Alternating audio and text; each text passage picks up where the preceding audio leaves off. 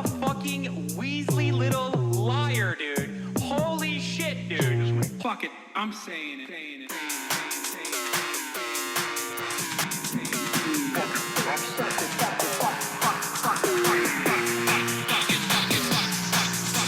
America deserved 9/11.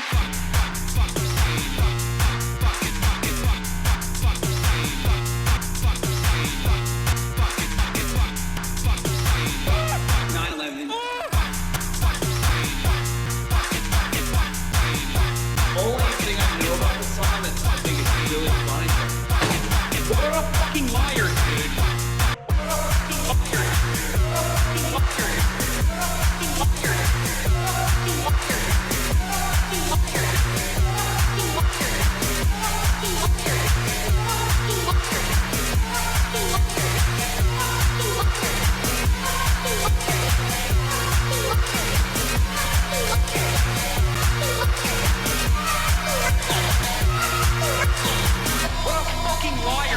What a fucking Weasley little liar, dude.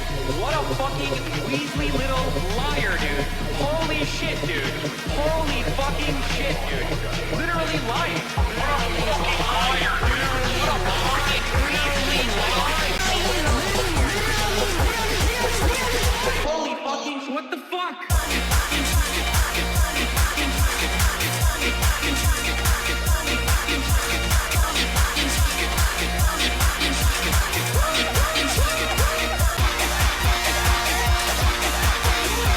What's going on, everybody?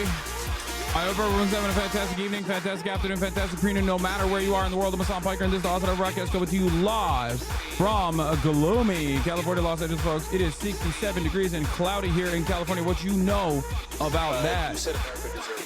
We're live and alive, and I hope all the boys, girls, and MBs are having a fantastic one, because today's going to be a beautiful day, a wonderful day, a fantastic day. Regardless, it's gloomy out here in California, but it's perfect balling weather because it hasn't started raining yet, and I hope it doesn't.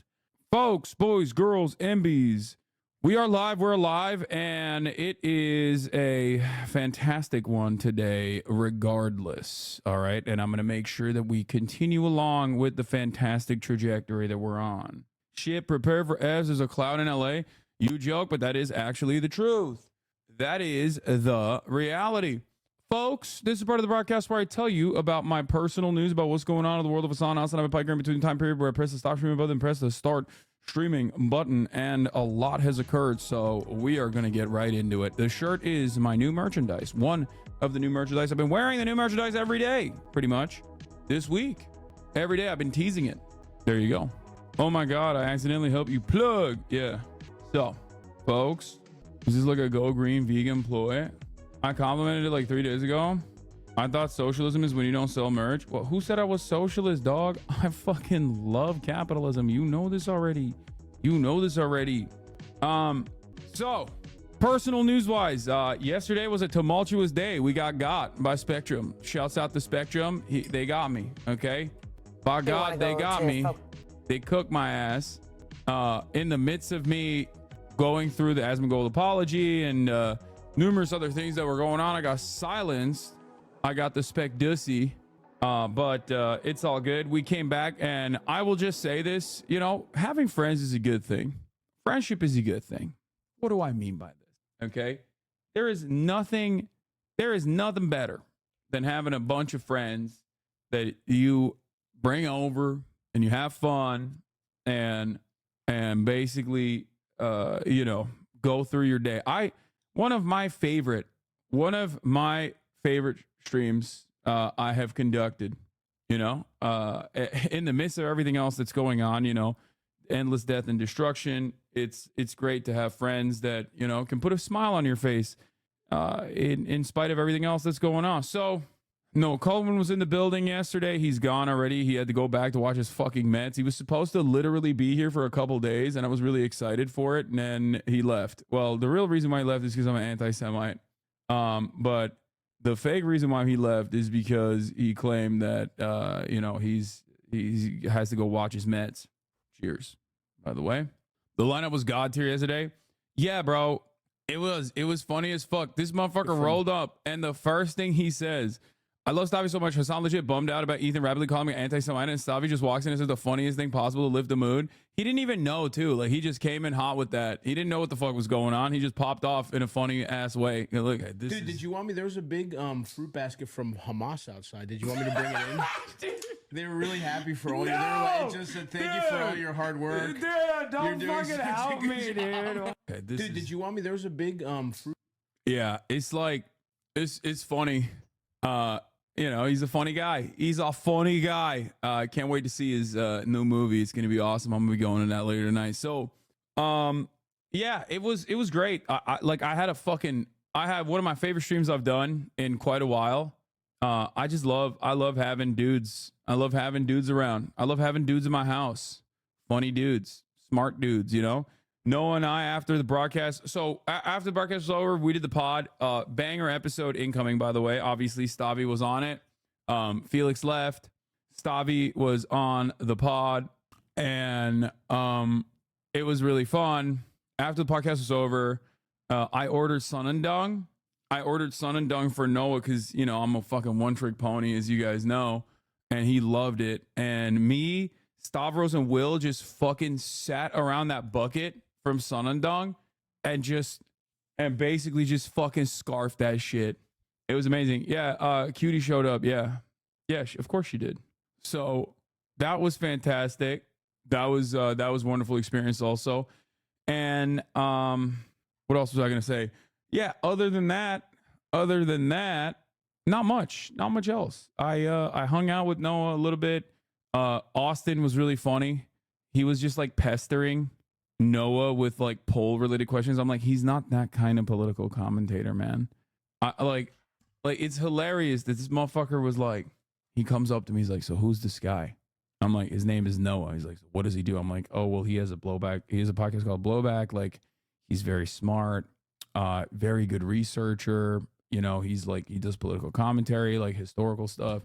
He's like, can I ask him about the polls? Like, everybody that comes through this fucking house, Austin is literally talking to them about polls. He is so goddamn locked in, which is pretty funny because, like, I don't think most liberals I know that are, you know, in the real world are as invested and as locked in on the polls as Austin is. So I find that quite odd. Like, he's poll watching every day. He's poll watching every fucking day, dude. Okay, he's poll watching so hard he stopped watching the other kind of poll, if you know what I'm saying. No more cock watch, just poll watch. Austin is your biggest fan who pays attention to zero of your content. No, he does, but the beginning of the C4 Channel 4 video shows the uncensored body of Sinwar. Yeah, it is definitely TOS, and I won't show that most likely when we cover it. But he is definitely freaking the fuck out a little bit over it. Oh, not uncensored? It is censored? Then it's fine. Okay. Look, cut the malarkey. We need a detailed report on Austin's sandwich and his review. Yeah, if you want to see that, it's going to be behind the paywall at patreon.com/freerand because Austin actually did eat my sandwich. I made him a sandwich. I made him a sando. I made a dinner for my mom who didn't want Sun and Dung, so I made her eggs too. I was just whipping it up, dude. I was chefing it up big time last night. I love that shit, dude. That's why I bought this fucking house. One, because I wanted to show the world that I'm not a socialist. Okay, I wanted to show the world that, like, obviously I'm a hypocritical socialist who owns a house, a multi-quintillion-dollar mansion. And the other reason why I bought the house was this. Like, I love having so many people over. You know, it's my favorite fucking thing. I got homies visiting from out of town. Austin is, like, obviously the exception that breaks the rule in terms of, like, people that I love having over. But beyond that, it's like, it's great. I love having family around. Murat was there the whole night, fixing some shit up. I don't know what the hell he was working on. So yeah, you should have bought the house for someone, then have them rent it to you so you're not a homeowner and no one would get mad. Rent could be a hug or something. Yeah, that's what I should have done. You're right about that. I heard quintillion wasn't even a real number until they invented it for your house sale, and now everyone pretends it always was. I know. I paid the most that anyone's ever paid for. Lolo is mad you don't call him. He was saying that on his live on TikTok. I'm mad. He was supposed to be here. I think, like, he was literally supposed to be here tonight. Did you not stop streaming last night? What do you mean? No, I got cooked in the middle of the day. The stream effed, but then I came back and we still kept going. So, Guest streams are the best. You should do them more often. Yeah. In any case, where are we at? I watched a little bit of Blue Lock, and now I get it. There's a lot of stills in it. I don't know why they made it like that, but it is what it is. It's neither here nor there. Oh yeah, this morning I went to the park. I went to sleep last night, woke up in the morning, went to the park. Austin didn't come with me because he's a piece of shit. Okay. He was like, yeah, I'm going to skip this one. That's what he said to me from inside his room. I was like, all right, fuck you. Okay. It's fine. Whatever. I'm not hurt. After eating my fucking sandwich last night, I thought you'd be more compliant and want to hang out, but I guess not. Fuck you. Okay. But yeah, this morning, Princess Kaya, sorry, Jimmy Carter. Oh God.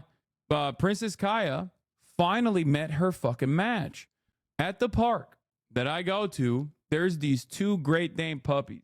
Well, I guess they're not puppies. They're like two, like they're they're no longer puppies, but like they were puppies when she first met them. And these Great Danes fuck her up, dude. And it's pretty awesome. It's pretty awesome. Yeah, I saw this. I think I'm in a comic. I don't know who this person is, but this is me, right? Like, I'm not crazy, right? This is definitely me. Okay, cool, but show us your dog. I mean, it has the mini fridge and everything. So anyway, we'll look at that in a second. But yeah, this dog, I want to talk more about Kaya's experiences at the park, please. Okay, stop distracting me with silly nonsense about comic books or whatever. So Kaya, absolutely getting bodied. I couldn't show you some of the funnier moments when they were playing, but like this dog literally did to Kaya what? Yeah, like this. This is the best. This dog literally did to Kaya what Kaya does to other dogs on a regular basis. It was awesome. It was the first time, and now she's fucking passed out. Look at this. Oh my God, she is so passed out. I love in the mornings. I love when Kaya is just like literally the most passed out anyone has ever been. She's got not a care in the fucking world, dude. Austin is walking around. Woke her up. Anyway, but yeah, she for the first time ever got to experience what, like, I was a little worried that she might get concussed, you know? Oh, what time? Hold on. Yeah, Austin, I told Austin that Dave Weigel's going to be on and he can ask all of his annoying poll questions to Dave. Yeah, 2 p.m. Yeah. Yeah. Okay, I just checked. ASTEAD was supposed to be on today as well, but he is in North Carolina, ducking and dodging the anti-FEMA warriors out there. I told him, be safe, ASTEAD. We need you alive, you know. ASTEAD was supposed to come on at 3, and Dave was supposed to come on at 2. Dave is still coming on at 2. I'm going to talk to him. ASTEAD, I'm going to have on tomorrow from the New York Times. As you guys know, we're going to talk about like we're going to do like a recap of our last convo and where we're at, because it was kind of funny. So yeah, we'll see. Dave Weigel from Semaphore, formerly of the Washington Post, the Roman correspondent for the elections. He's like always on the ground doing the damn thing. But yeah, I was like, he said he has to do some reporting in North Carolina. I was like, dog, that shit ain't safe, dude. Watch out, dude. There's armed paramilitaries out there apparently roaming the fucking streets. Anyway, I'm joking, but I'm kind of not joking. That's like literally a thing.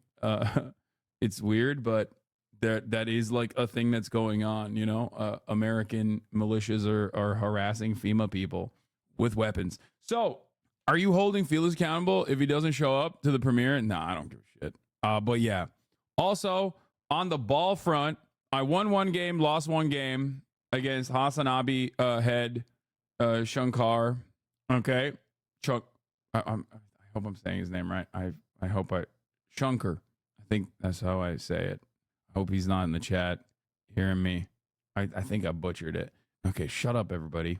Okay, don't answer the allegations. What allegations? That I'm a freaking baller? Well, I'll let this video speak for itself.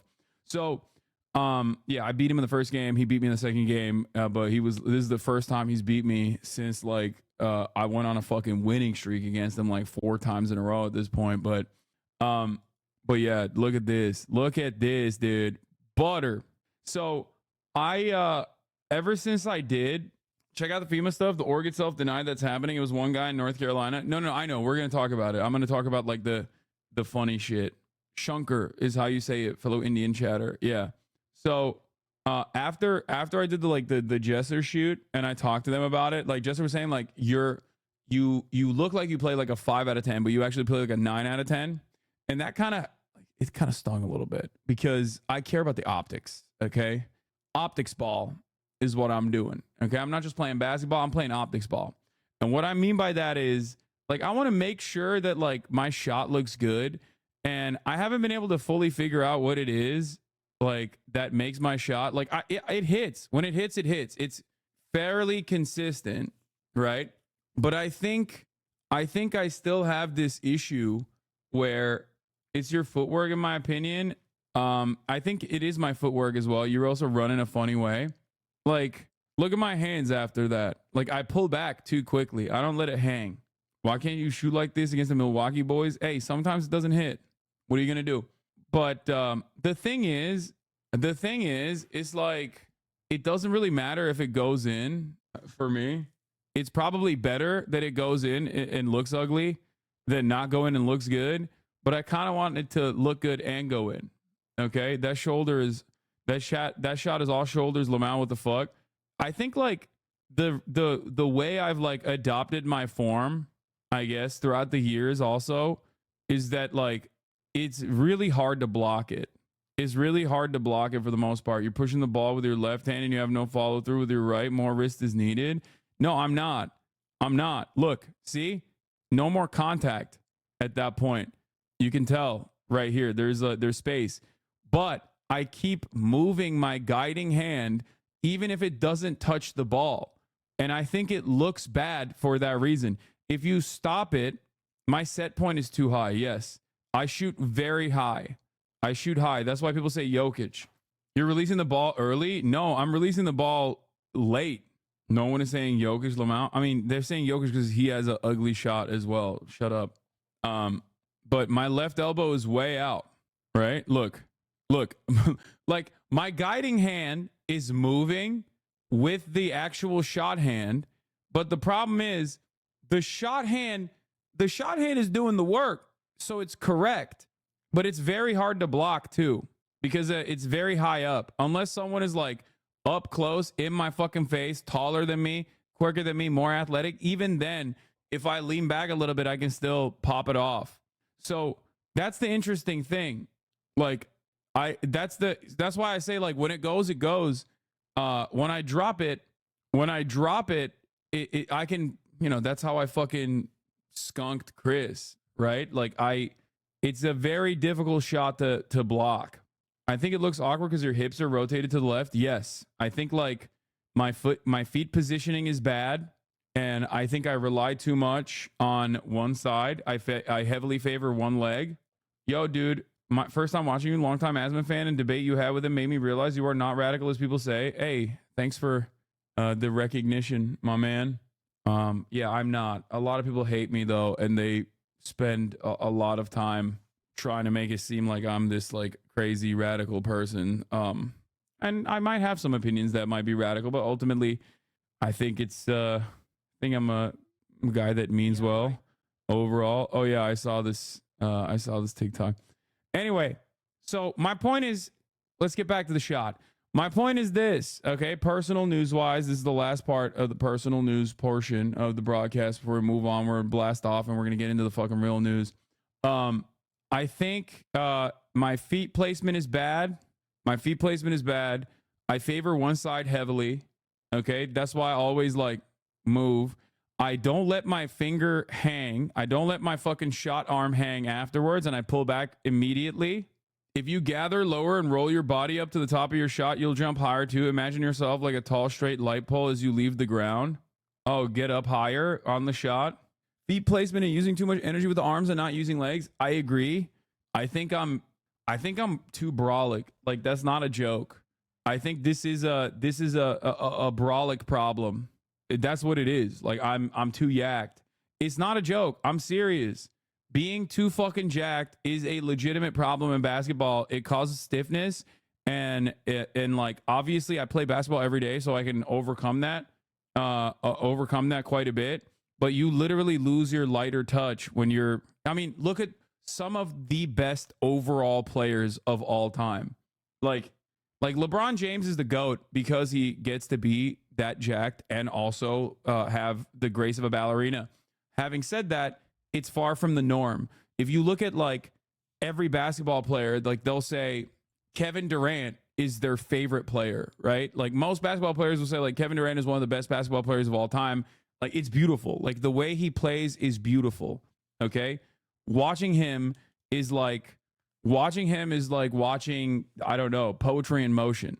And the thing is, he's fucking skin and bones. Like he literally is, he's so goddamn athletic, but he's also simultaneously like not a very jacked person. No one says Katie's their favorite. Okay, maybe not as much anymore, but shut the fuck up. And for some players, like they have to bulk up. Like Wemby is a great example of this. People are saying MJ bulked up and then he became the GOAT. Yes, for sure. Anyway, regardless, my point is, yes, being too brolic is definitely a problem. But look, watch what I do immediately. You see that? I pull it back. I pull my arm back. And I think that also makes it look uglier too. Do you see that? Anyway, I T-Rex it. I mean, the shot goes in, easy peasy, not a big deal. Now watch this shit. This is my bag. You know this. Quick fake, go right, boom. Like light fade, quick fade, go right, light fade, boom. Even though it still doesn't matter. It still doesn't matter. I think it's still like that one didn't look as ugly, but I do think that, you know, you need to play Zion because you're a bigger guy. Yeah, let me play like one of the biggest genetic freaks of all time. Okay, a guy who's like 700 pounds and like eats fucking hot Cheetos before playing NBA basketball, who then has the most explosive and the most insane fucking vertical you've ever seen. Okay, Zion is like a hippo. It doesn't make sense. You do not expect a hippo to get 30 fucking miles per hour in speed. You do not expect a hippo to fucking be that fast and that explosive. And then he just still, like, there's what that one block that Zion had over, I forget who it was, but like it lives in my mind permanently. It's a 3-point shot set up. He runs down all the way from the paint and jumps up and fucking slams it out of the court. Basically fucking slam it out of the park. It is one of the 3-point block. I'm sure someone has seen it. It is one of the most insane blocks I've ever seen in my entire life. It lives in my goddamn mind permanently. Like this, and by the way, this was he's skinny here. This is the skinniest he was.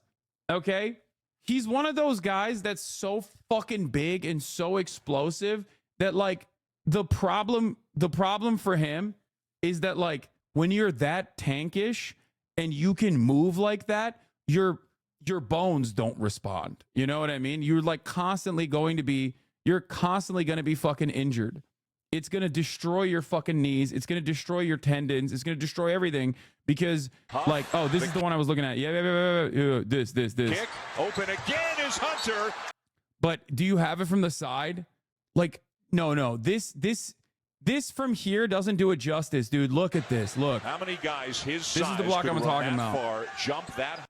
I need this, but from the side. I need this from the side with like what a catch. Williamson on Guy.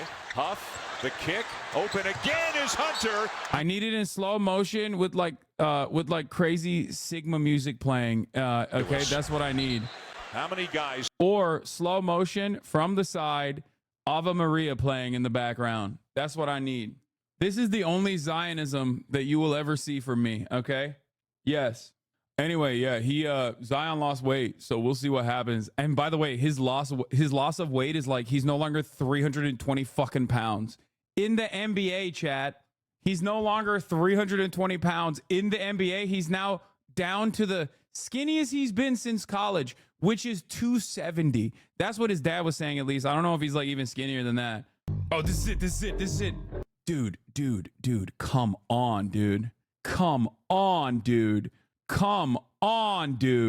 He's so fucking big and so explosive that his shoe popped one time. Okay? Like, look at that. This motherfucker is looking like a great white shark pulling out of the ocean with his mouth open, about to eat a little fucking boat. Okay? Yeah, he blew through a shoe, dude. That's crazy. Zion, the type of dude ancient civilization wrote myths about? Yes. Dan Lebitard and friends. Hasan is trying to turn us into Zionists watching these highlights. It's true. I am a Zionist. Zion Williams is the only Zionism I will ever demonstrate. Anyway, but yeah, that's it.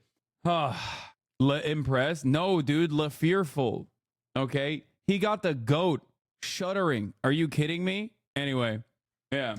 He is la scared, dude. He knows if Wemby puts on Giannis level muscle, it's over. It's Jover. Okay, brother. What you are talking about is like something that physically has not happened. Okay, like that is what you're describing. Is if it happens, what you're describing is like a marvel of medicine. Okay, which Wemby already is. He already is a marvel of medicine. This motherfucker is like what? 7'11" or some shit. He shoots threes, and you watch him line up a shot after hitting a pump fake, and it takes 5 seconds for the ball to come up from the ground all the way to line up the shot. And it's not because he's not fast enough. It's because of the distance. Okay? It's not even that he's not fast. It's just it's a long way up there, bro. The ball has to take a fucking elevator. That's how long his arms are. It's so funny watching him play basketball. It's like Slender Man. Watching him play basketball is like he looks like he's playing in slow motion, even though he's technically leaping ahead of everybody else. But because his body parts are so lanky and so long, your eyes are perceiving it in a different frame per second. It's weird. It is a weird thing. It's a weird thing to watch. Yeah, he's like 729 exactly. Yeah, he is. He is a custom 2K character. Zion is only 6'9". Yeah, tiny guy. Why don't they alley-oop every play then? They kind of do. What are you talking about? Have you seen the way he's been playing in the preseason? Alley-oop is like, when you're talking about Wemby, alley-oop, it changes. Like, it's not even an alley-oop at that point. It literally is just like you could lob the ball at any point into the air at any part of the court, and he can reach back from behind and be like, oh, thank you, from the 3-point line, and just slam it in. It doesn't make physical sense. He is literally like a different species. Like, I don't know. Can you glaze Bronny and how he's been playing in the preseason, please? Come on, dude. 0.9 points, points average so far. Get the fuck out of here, dude. Are you kidding me? They're cooking his ass so goddamn hard. They're cooking him so fucking bad, dude. It feels bad. I think Bronny just wanted to play Call of Duty. I don't think he wanted to actually play fucking basketball like that. Like, he was just kind of forced into it. I feel like, look, I love LeBron. You guys know this. He is the GOAT. But I do feel a little bit weird about it because, like, I think it's just a weird situation to be in. Your dad is the fucking GOAT. Your dad is the goddamn GOAT. And like the expectation is that you're supposed to be like that. Those are shoes that you cannot fill, you know? It's virtually impossible to fill those shoes. Especially because he also, he has no physical advantage, which is kind of crazy. I feel like God punished LeBron a little bit. God was like, I'm going to make you the best. And then your next of kin is going to be like 6'3". That's crazy, dude. How the fuck are you going to be 6'8", just the most brolic motherfucker to exist with the grace of a goddamn ballerina, highest game IQ of all time? Doesn't make any fucking sense. He's just like, he's like a game-breaking player, okay? Literal, complete fucking dominance over the league for 2 goddamn decades in a fucking row, like since he was 18. Makes no damn sense. And then your son is like 6'3". He doesn't even have He does not have like any of the physical advantages that he could at least lean on if he were to go to the G League and develop and then come back. And that kind of sucks. Doing tricks on it? No, I'm not. I'm just being serious. There are many good 6'3" players. Yes, but those 6'3" players also, like, they have something. You know what I mean? They have an extra oomph that I think they haven't. He's 6'1". He's not even 6'3". The fuck? I thought he lied and said he was he's athletic, he's just small. He can still be a serviceable defensive guard. Dude, what is the average NBA height now? It's like 6'6" or something. No. Like, you have to be an exceptional player. You have to be an exceptional player on like one thing. And in order to develop that, I think he's too far ahead. Like, it's just not, I think it's impossible at this point for someone who isn't there already. Like, he was like a mid-tier off the bench player for the USC. He already had health complications. I just don't see him becoming like this. Like, I don't see him being not even like a generational player or whatever. Like, in this current NBA, I don't think he's just gonna, I don't know. I don't think he's just gonna ever get there. Don't say nepotism, bro. It fucking sells tickets. It's like a cool story to have your dad play with your son side by side. Like, I know everyone's like, oh, LeBron runs the Lakers. It's like, first of all, he should be able to. Okay, give him the Lakers. He should. He's given this league his entire life. He deserves an entire team if he wants to. Give him the franchise. He earned it. Okay, that's number one. Number two. It's a cool story. I don't know. It's a cool story that's just not turning out to be as cool of a story. You know what I mean? Like, I don't know how else to explain it. Maybe at this point he just gotta stick it through so he can play with Bryce. It's fucked up, but maybe try again. Try again. Didn't work. Play. He can do it. If there's one guy who can do it, is him. It doesn't make sense. It does not make fucking sense. His PPG is lower than Rizzler factually. Yeah, put the Rizzler out for the Knicks, dude. He's doing great. He's doing great work. There's a 5'8" player in the NBA right now that's cooking. Yes, I know, dude. Yuki Kawamura. I know. He fucking destroyed. He played such a fantastic job in the Olympics, and they stole the Japanese victory because it was home team advantage. Like, the refs were in the pocket of France 100%, and they took him. They took that away. But like, it's just preseason is what you're saying. But I mean, it's cool. This is also like a fun story. Again, this is a person overcoming the very glaringly obvious fucking physical disadvantages you have as a 5'8" dude, which is kind of funny because half of this chat is literally either that range in terms of the height or shorter. And look at how tiny he is. It's preseason, but this is where you're supposed to pop off, which he is. I predict if he makes the roster, he is like, I mean, I predict he's going to be like one of those off the bench players that just drops like 30 on and then he has his own like Linsanity moment. You know what I mean? Like, he's just gonna come in and just like drop 30, insane fucking field goal percentage from the 3-point line, and then everyone's like, this guy's insane, and then he doesn't have a pop-off moment like that again. But JJ Barea type player, he's not dropping 30. I mean, he's a great passer. He is an insane fucking a defensive player. He is always doing full court press. Wemby better. Why are you not glazing enough? Dude, come on. The expectation to glaze Wemby is like, what do you want? Like, yeah, he's a freak. I already fucking glazed him enough. I'm talking about a 5'8" guy, and chatters who are 5'8" themselves are like, why don't you glaze the guy who is 7'18"? Why don't you give him his roses, dude? Like, we are talking about the opposite ends of the fucking genetic lottery here. Okay, calm down. But yeah, NBA no longer values his defense as much. So who knows? But I think he's cool. I mean, this guy's cool. I like him. I like weird stories like this. Done and dusted for the evening.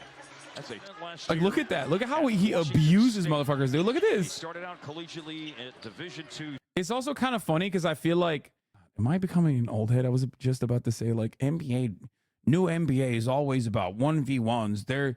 They almost and no hard defense. they almost get mad at you if you actually play real ball, like people used to do back in my day. Sonoma State in California for 2 years. The first one that is the real deal, Holyfield. This is not a contact sport. The 24th when the Mavs play the Spurs here. And our first broadcast on Mavs TV. Like, look at that. Our new home. Playing hard, that's for sure. This is the craziest one. This is the craziest one. Bro, get the fuck out of here. He's body checking a dude that is double his size, okay? The game is better now. Incentivizes more skill with spacing and athleticism. I think it's more watchable and it's more fun. I agree. I don't disagree with you on that. It's more watchable. It's more fun. I'm never going to be like one of those guys that's like, everyone shoots 3-pointers now. Nobody cares about the Kevin Garnett deep 2, sorry. Nobody ever shoots 2-pointers anymore. You either take it to the fucking rim and yam it in, or you take 3-point shots. I hate it. Blah, blah, blah, blah, blah. Whatever, dude. I don't care. I mean, it's fun. It's cool. But overall, is the most talented the league has been ever been? No question. Yes, dude. Old school hoop was way better. Positionless basketball is ass. Yeah, dude, totally. I love watching old school basketball when old heads don't know how to fucking drive left. Like, just that alone means that the current NBA is better, okay? That alone. Trash take? Come on, dude. Come on. I'm sorry. It is a ridiculous assessment to make when you got motherfuckers that just straight up, that are on that court, that cannot drive left. That is insane. You cannot, bro, you think left-handed people got invented in 2012 or something? Really, dude? You think that's what I'm saying? You think that was my point? Anyway, the funniest thing is when chatters pretend to care about or know about basketball just to bait you into raging. No, I mean, it's not one of those things that I care about that much either. Like, ultimately, I just think basketball is cool. That's it.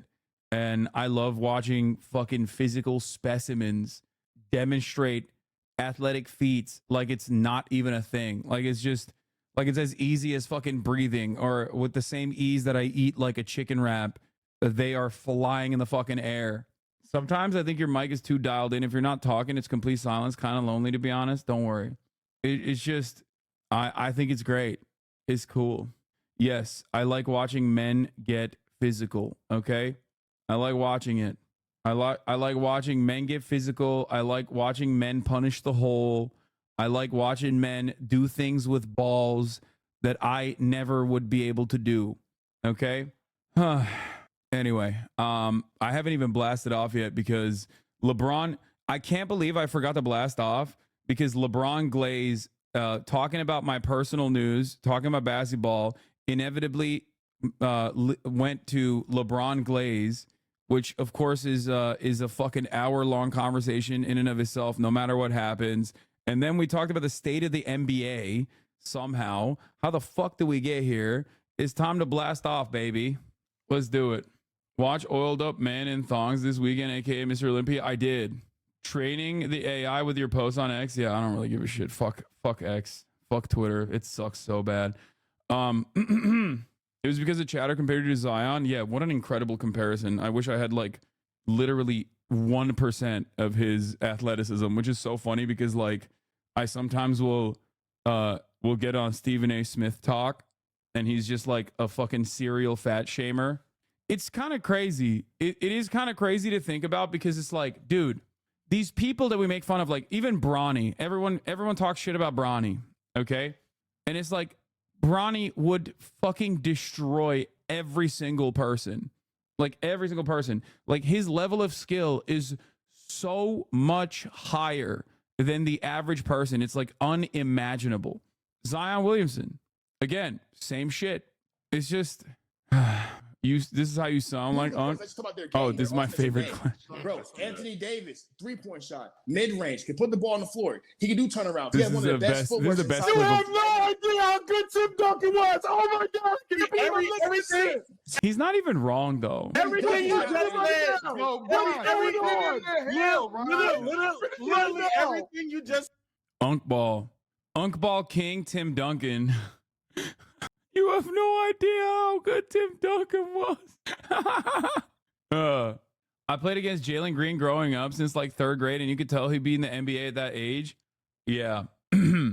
Yeah, they brought Zion and Nola, literally the best / worst place to bring him food-wise. I know, dude. Have you had a fucking beignet? Like, bro, incredible sandwiches. Oh, God. The gas station fried chicken in New Orleans is fucking stupid, okay? It's like, it's a problem. It's a gas station. Why is it good? Why is it?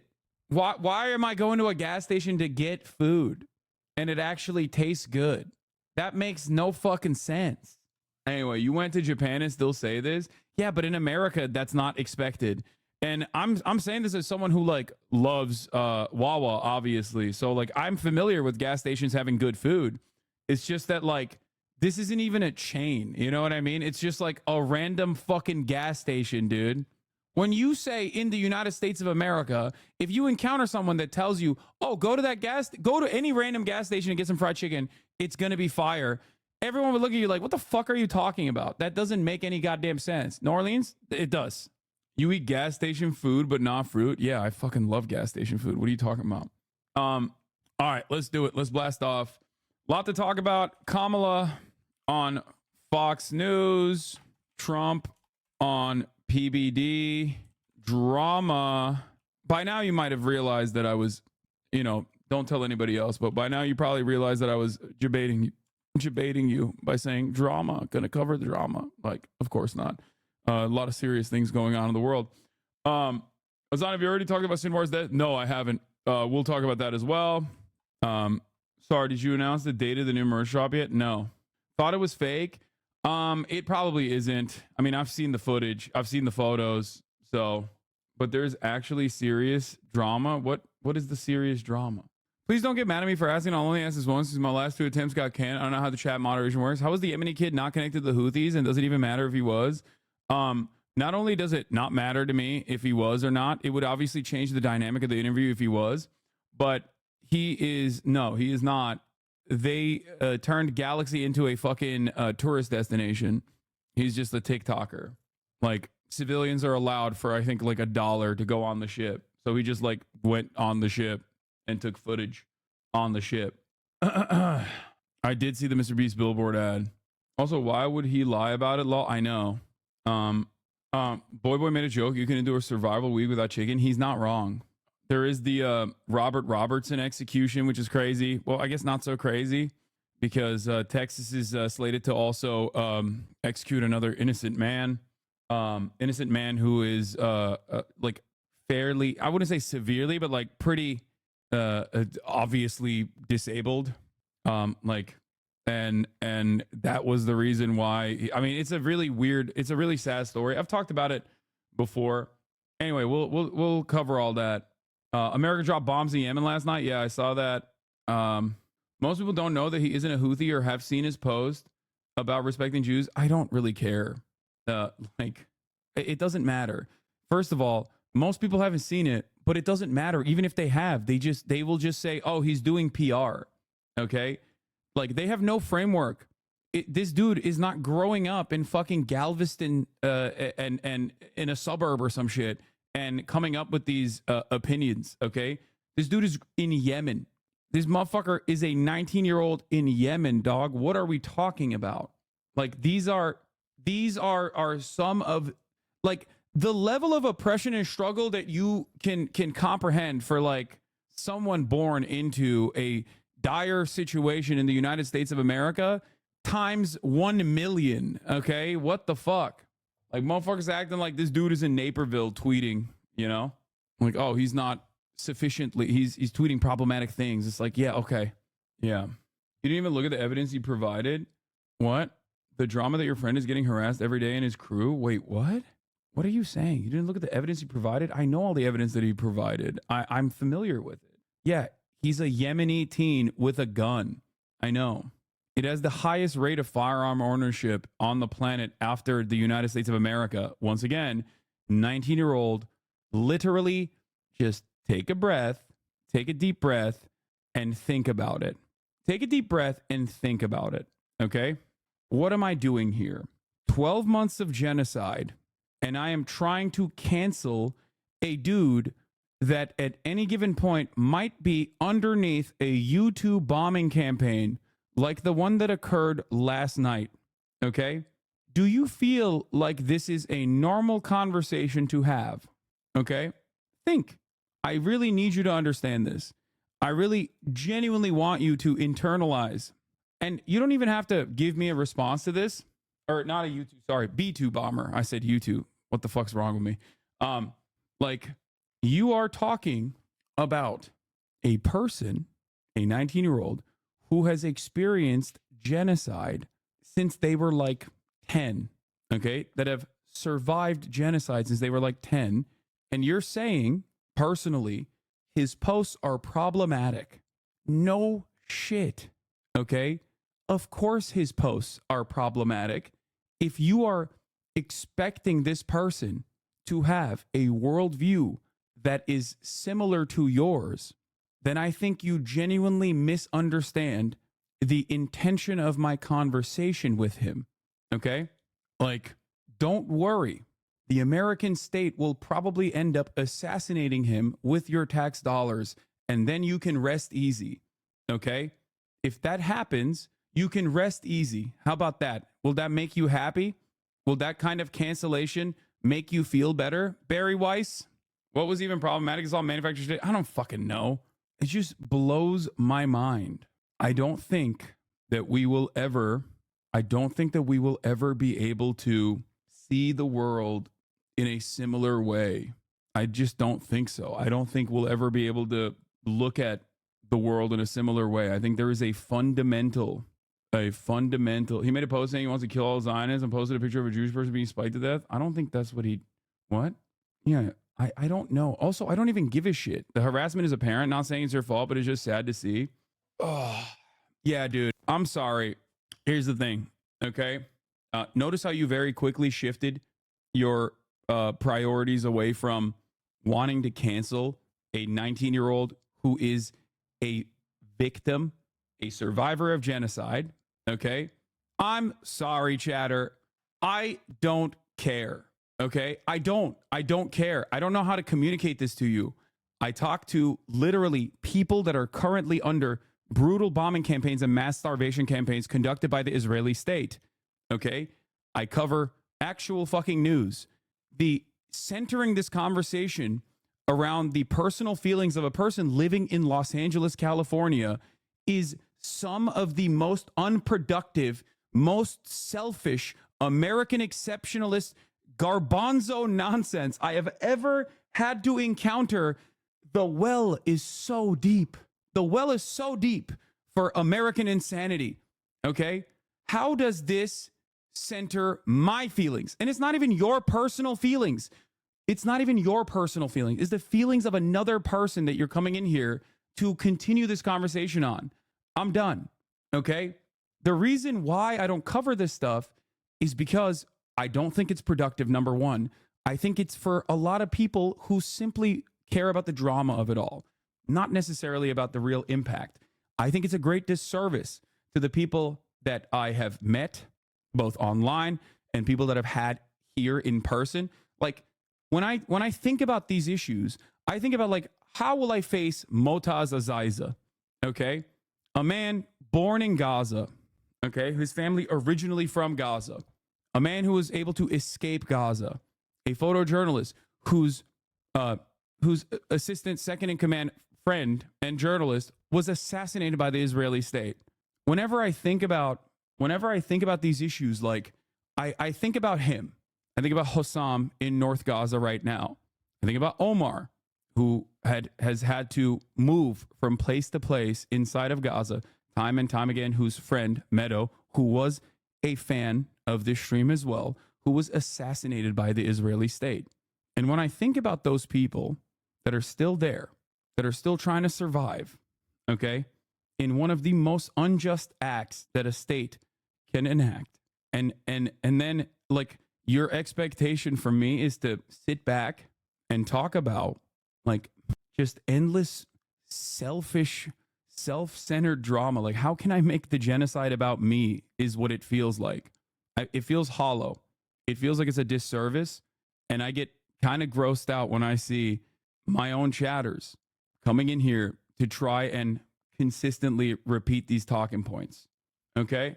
I don't understand why you wouldn't care if he's out there tweeting an image of a Jewish person on a pike. I don't understand why this problem can't be approached with nuance, because he is a teenager in Yemen, dude. These people have no material power. They cannot touch you. They cannot harm you. That's the point. Okay? There are real fucking Nazis in the United States of America. And also, what do you mean? It's just a person on a pike. There's no Jewish person on a pike on that photo, unless I saw something different. Okay? This is why this entire conversation is fucking idiotic. It's not a Jewish person. He said, this is, I think why am I held accountable for some random fucking 19-year-old in Yemen's tweets? What is happening? How many steps removed are we from this situation? How is this the conversation that you want to have right now? I fucking despise all of you, dude. I do. I really do. I hate all of you. You did it. You got it.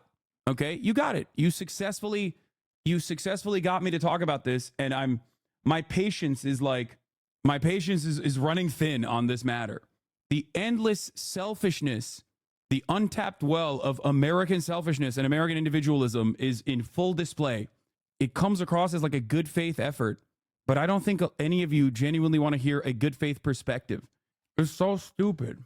Anyway, this whole thing was done with one thing in mind, and the reasons we're not in good faith is so sad that an interview was done a year ago has resurfaced so much drama. Yeah, I don't care. I stand by the value of that interview at a time when people were being slaughtered, and that slaughter has not stopped. Okay, it is presented as like a good faith, genuine question, but it's not. I'm gonna unban that person. This is straight up some Keemstar level bullshit. These are deeply unserious people. Yes, it sucks. Like, what are we doing? I'm talking about the fucking tweets of a random 19-year-old in Yemen, dude. What the fuck is going on the planet? Like, what is happening? There's a genocide occurring, and people are like, well, you interviewed a Yemeni teenager who is a survivor of genocide 9 or 10 months ago at this point, and I think it's really problematic that you did that. Yeah, okay. Well, sure.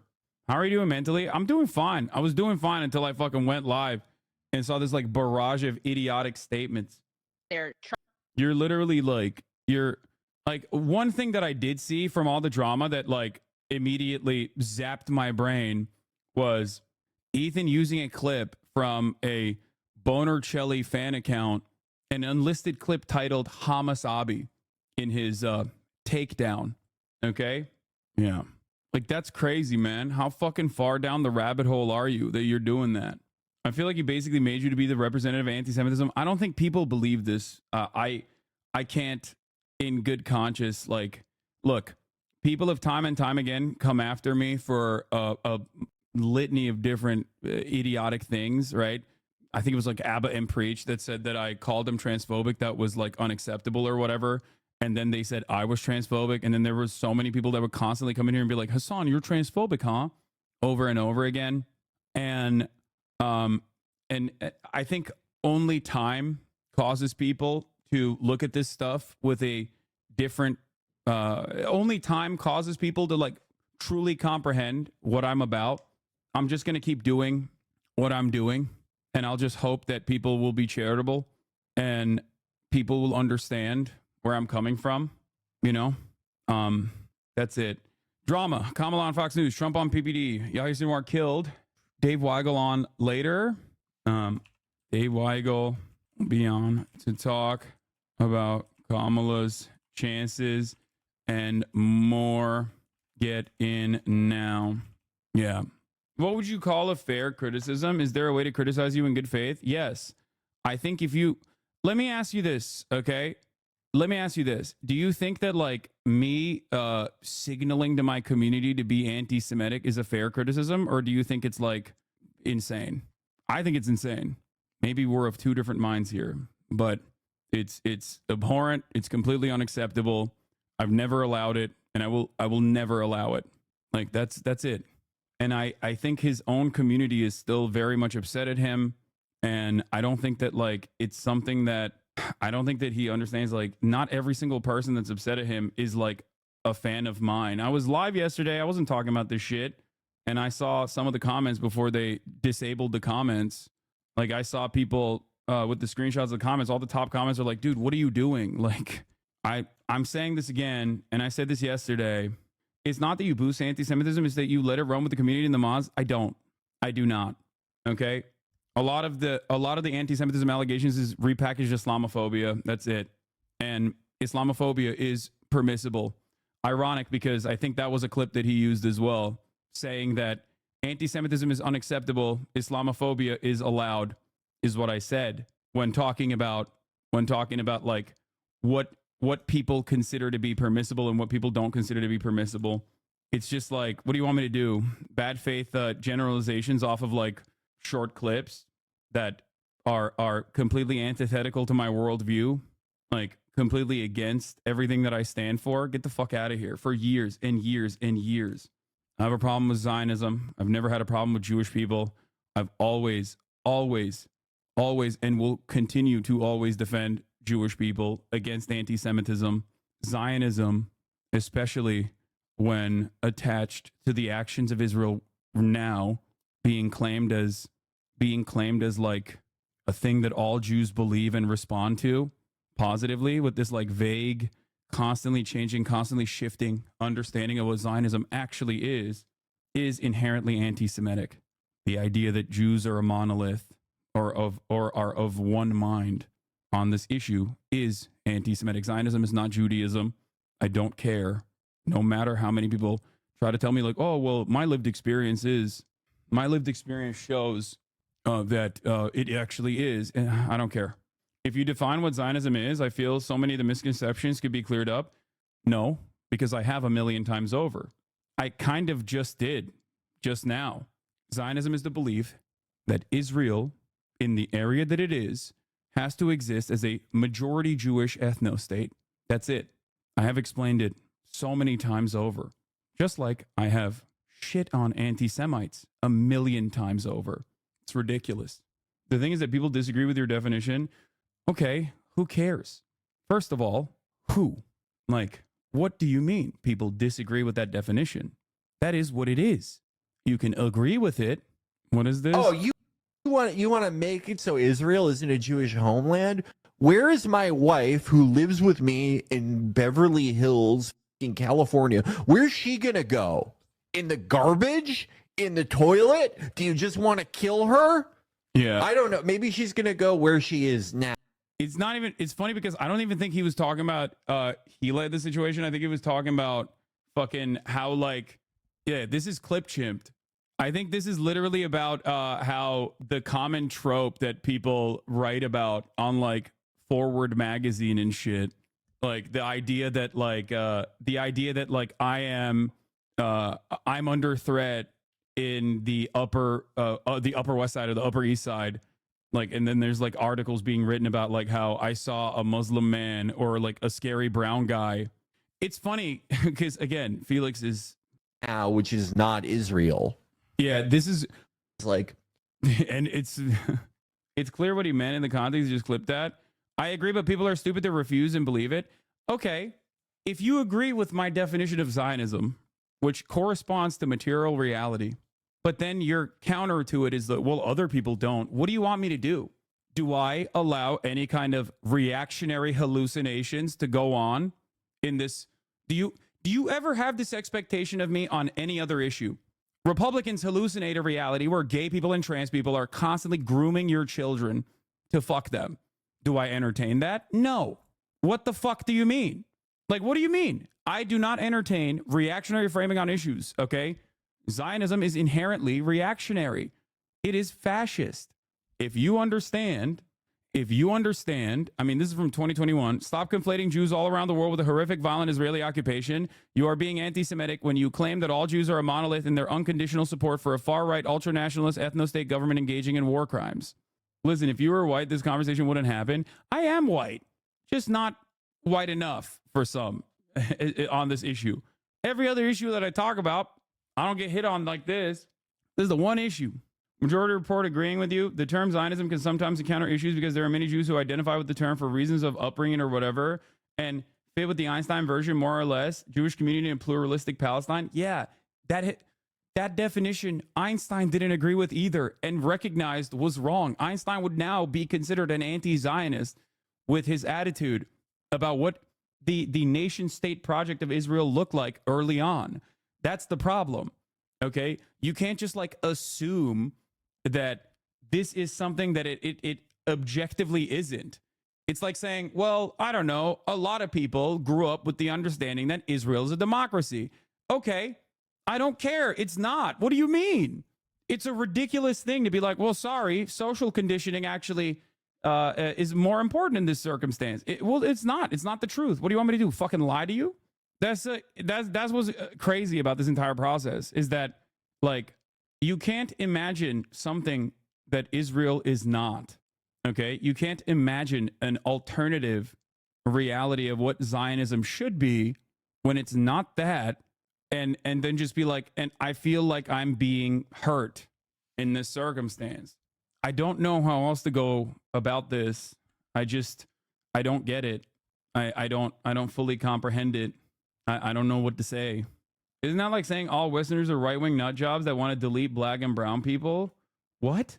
Dude, this is a political definition, okay? It is a project. It is an ethno-state project with well-defined boundaries. It's not like saying all Westerners are right-wing nut jobs. It's like saying all Nazis are right-wing nut jobs that want to delete black and brown people. You don't have an issue with that, right? If I were to say Nazis, okay, and their fascist ideology dictates the ethnic cleansing of black and brown people, okay? When I say that, everyone's like, yeah, I get that. That's correct. That's a correct assessment. I have Israeli Jews in this chat. The fuck do you mean? What a ridiculous conversation to have over and over and over again. It is a settler colonial project. That is what it is. The issue, however, is that it is a settler colonial project that has unfolded in front of our eyes at a time when we've learned too much about the mistakes of the past when we were growing up. So it is at odds with what we think is right and wrong. So you can't make up for that. It would have still been wrong if it was conducted in the 17th century, but we're not in the 17th century. No, I agree with you. I'm just saying a lot of Jews can have a knee-jerk reaction to the term people going after Zionists, like kill all Zionists or whatever, because a lot of people don't see it the way that we do. So I think you just need to have some patience and understanding on that front. It's not the primary issue here, but just something to consider for the purposes of communication. No, I'm very familiar with this. I understand it. Trust me, I do. The first instance of this stuff I saw was when, like last year during his first dust up with you, when he did that thing that like all these guys do, where it's like they live in America, their families live in America, they'll never fucking move to Israel, and in fact, one of their family members moved from Israel because it actually sucks to live there. Bro, they're making him. He's posting like he's got barred from Columbia campus, dude. Like that, dog. You're in Yemen. Like, what do you mean? It's just like making him do this shit. Like, but he did that thing where like last year where he's like, oh, you want to make it so Israel isn't a Jewish homeland? Where is my wife who lives with me in? Like, the question I have is, there are a shit ton of anti-Zionist Jews, many of which that have been on this broadcast, many of which that are endlessly accessible, many anti-Zionist Jews in this community. When someone says like, fuck Zionists, do these anti-Zionist Jews go, whoa, why you say fuck me for? Or do they go, yeah, I get what they're saying. That's the difference, okay? I don't get it. I don't understand it. Anti-Zionist Jews themselves, including Felix Biederman, will also say sometimes even worse shit than just fuck Zionists. Okay? This does not mean that there aren't bad faith actors that try to masquerade as pro-Palestinian in an effort to funnel a lot of anti-Semitic agitative propaganda. The distinction here is that I do not allow that. You know, I don't allow that. And I regularly speak out against it. That's why I said yesterday, like, I urge Ethan to talk to Sam Cedar. Okay. There are very thoughtful, very kind, very understanding, and much less, how do I say this? Like, much less straightforward anti-Zionist Jews out there that he could talk to, I think, develop a different understanding of these matters. I don't think that I will be able to reach him, but maybe they could. That's it. Like, because the reason why I bring up Sam Cedar is because, well, not only is he my uncle, okay, my real uncle, and not my fake uncle like Jank, but also because I think he is an incredibly thoughtful person that will broach the subject with a lot more charitability than someone like Felix will. You know what I mean? Gabor Mate is another great example of this. I just don't think that I can, I'm gonna be honest, like, I just don't think that I can, like, penetrate the hardened position that he has. You're a Muslim terrorist defender now? I mean, I have never stopped being a Muslim terrorist defender. My name is Hasan in America post 9/11. Like, what do you mean? Felix Dome got it. I love Felix. He is brilliant. He's hilarious.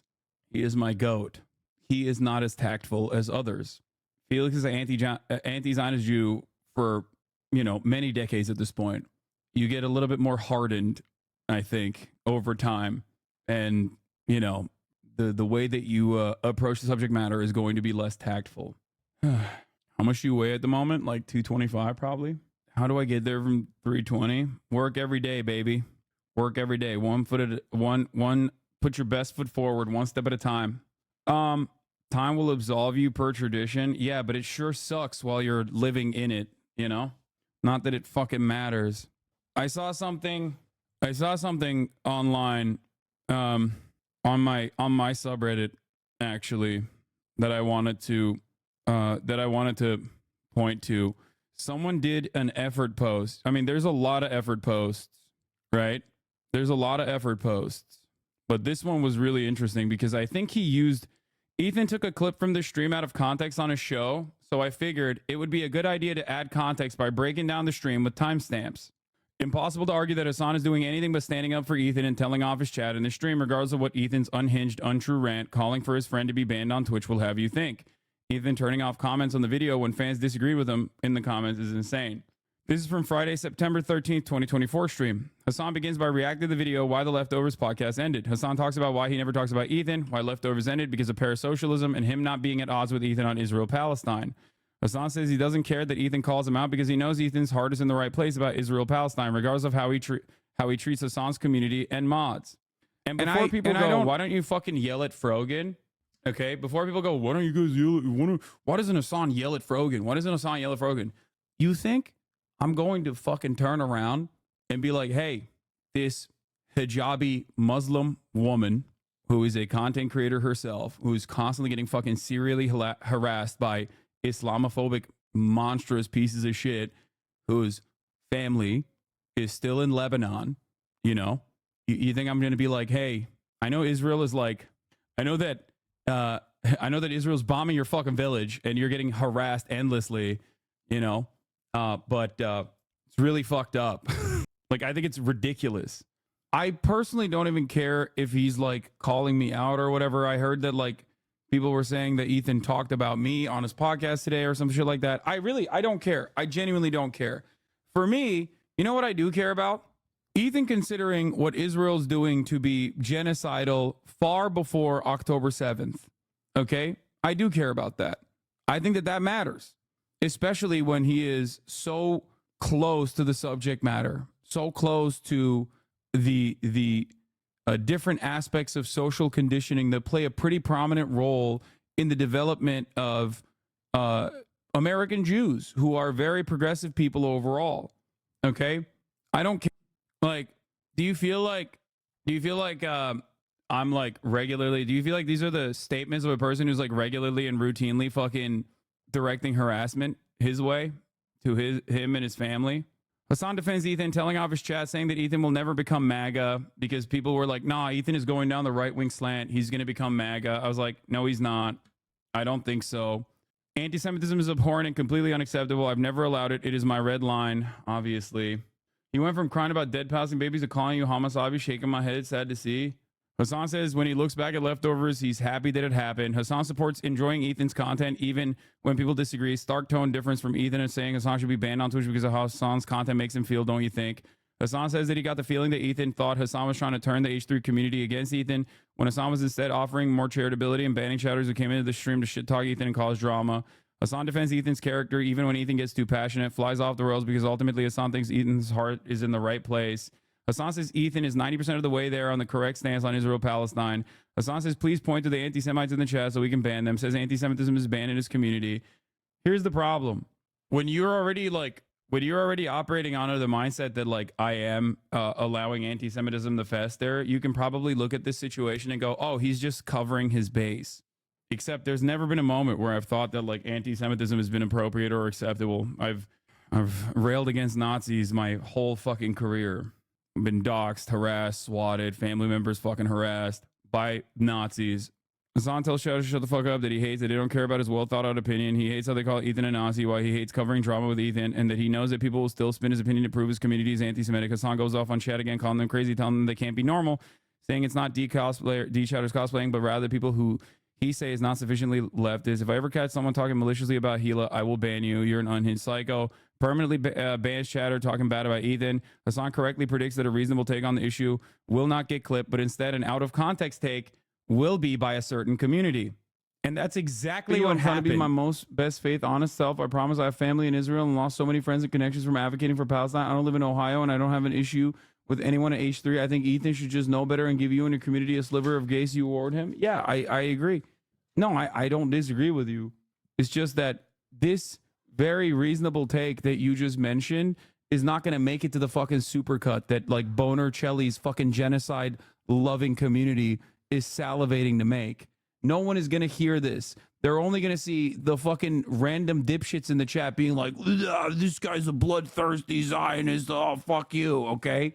Do you salute soldiers over time? You see them always. And that's exactly what happened. I correctly predicted that as well. And here we are. I pre-watched that. Hasan identifies someone posting the H3 subreddit as a Destiny fan, LSF stalker who's been clipping him for 5 years. From Ethan's podcast, Hasan correctly predicts that all of these will come to the all of that will come from the situation is drama that turns into drama content, and says that his audience is annoying and doesn't listen to him. Hasan correctly predicts that random chatters' unnecessary chirping messages will be twisted against them. Ethan showed them on stream today. Hasan rage quits on chat, explaining that how they're acting is why leftovers ended, asking his chat to focus on what matters and will advance the cause of a free Palestine. Just felt this VOD / response from Hasan deserves a voice because Ethan didn't mention that Hasan defends him and tells off his chat about it. So if you're coming in here from fresh off the heels of like watching, this is one like 1 hour time frame from one singular VOD. Okay.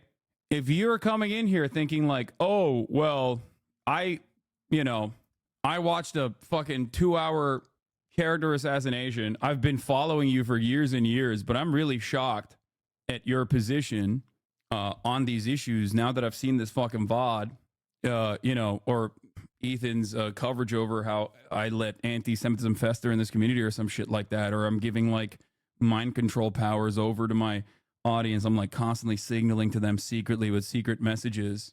I hope you understand that that is not the truth, and you are being you're being a sucker. That's it. Not only are you being a sucker, you're being a sucker in a really silly way in the midst of a fucking genocide.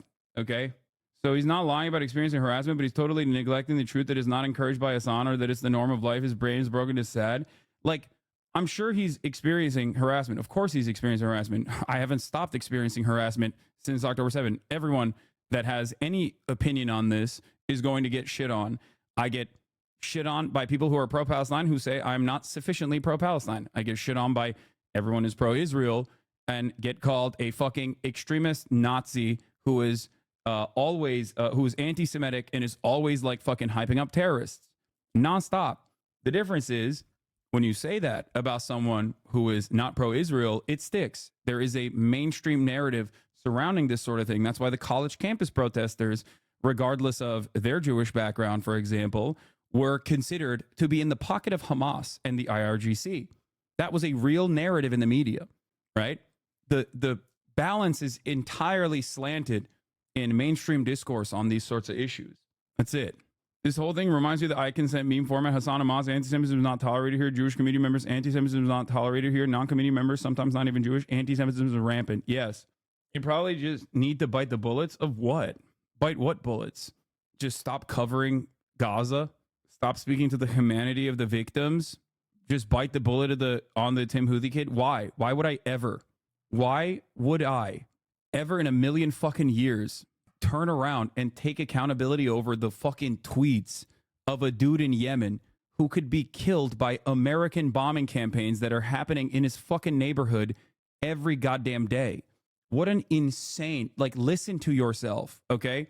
Listen to yourself. Listen to yourself. There is no bullet to bite. I'm not going to ever cave or capitulate to an insane set of standards, an insane set of expectations. Yeah. If I did something that was fucked up by my estimations, I would, of course, apologize for it. I have time and time again. But when people turn around and act like a 19-year-old in Yemen is not a survivor of genocide because I don't feel so, I'm sorry, you're wrong. You know what I mean? You're objectively wrong. That is the truth. He is a survivor of genocide. A survivor of genocide who might at any given moment be killed by American bombs. No one cares in the media interviews an IDF soldier who says to level Gaza law. I know. I think it's utterly ridiculous to even have this conversation. Like, I don't know. It's just very, very stupid. Fair. I do think people go way too far in making him sound like a terrorist than he actually is. In the eyes of a lot of these people that are pro-Israel, that want to defend Israel's actions, everyone that is a victim of American imperialism in any way, shape, or form is, of course, a terrorist. Like, that's the whole point. How do you think we can continue this charade as Israel pummels Gaza into fucking oblivion? Okay? Like, it's hilarious. They're like, hey, man, by the way, this 19-year-old in Yemen was holding a gun. Must be a terrorist. Meanwhile, highest gun ownership per capita after the United States of America in Yemen. So I have to like him or Israel? Is there a reality I can disagree with both? Dude, go off. You can disagree with him all day, every day. I don't give a shit. But if you come in here and tell me that he is not a survivor of genocide, I will tell you that you are wrong. Okay? What do you mean you disagree with a 19-year-old in Yemen? Like, do you guys hear yourselves? Do you hear yourselves? We are talking about a 19-year-old in Yemen who is a survivor of the genocide in Yemen that was conducted with American bombs. Yemen is being bombed. As of last night, Yemen was bombed again. Okay? The internet was a mistake. The internet was a fucking mistake. You have no way of understanding that this person, okay, that this person's life expectancy is very different than yours. This person's understanding of the world is very different than yours. Like, your approval is completely and utterly inconsequential. Genocide ended 3 years ago. Exactly. He was 16. Yemen is still one of the poorest countries on the planet. He was 16 when the genocide ended. It went on for almost a decade.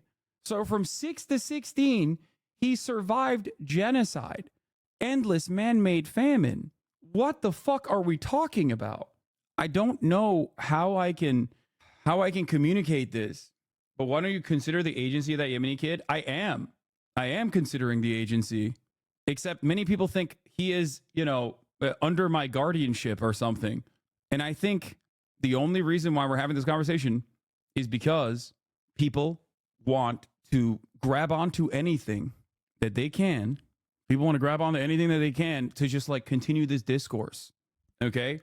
And it feels like I'm having this conversation with people who are otherwise very progressive and maybe perhaps think that they're very progressive, but on this issue, dare I say, exhibiting a little bit of Islamophobia. Now, I don't like to say this because I know the moment that I drop this, people are gonna be like, oh, you think because this guy is a Houthi terrorist actually who has like thrown gay people off the roofs that you think I'm I'm actually making this stuff. I'm actually assuming that he's doing that sort of thing in my mind, and that's Islamophobic. Like, why can I not speak to the insatiable bloodthirst that this person has, that he wants to kill every single Jewish person on the planet, that I've decided that that's what he wants to do? Why can't I just say that? Wow, it's really fucked up. I can't believe some of the problematic tweets of a dude who basically all he knows is death and destruction in his life. I'm like, oh my God. I know. This drama has been artificially extended for months. We shouldn't even be having to fucking talk about this. It's actually insane. I know. Maybe I read wrong, but I feel like Hassan saying talking to the Yemeni guys like talking to Anne Frank back in their day isn't likening him to her. It's just that you get to talk to a Yemeni kid, to a young kid that's grown up in a war and being constantly bomb threatened. The reason why I mentioned that is because now in modern society, you have access to a person who is directly a victim and a survivor of genocide. He is not the only survivor of genocide that I've had on this broadcast. Motaz Azaiza is another person that was in my house, grew up in Gaza. I interviewed him as well. Every single moment that we're covering this stuff, by the way, is successfully centering the conversation back to like the feelings of people living in the lap of luxury, myself included. I'm selfishly indulging in this, and it feels wrong. I'd rather talk about anything else. But the thing that I wanted to repeat, he suggests you did that comparison for anti-Semitic reasons. Too dumb to realize he compared Jewish Voice for Peace to Capos. I know. I think he thought Motaz was the Yemeni kid because he said you talked to the Yemeni kid as recently as last week. No, I haven't talked to him in like a year almost. 10 months ago is when I talked to him. No one will call Motaz a terrorist because he's a journalist and his background isn't as vague as the kid. That's not correct. Plenty of people call him a terrorist. A shit ton of people call him a terrorist. The Israeli state assassinated his friend and the other journalist that was operating his drones. What are you talking about? Of course everybody calls him a fucking terrorist. Dog. They call babies terrorists. Exactly. They call terror babies.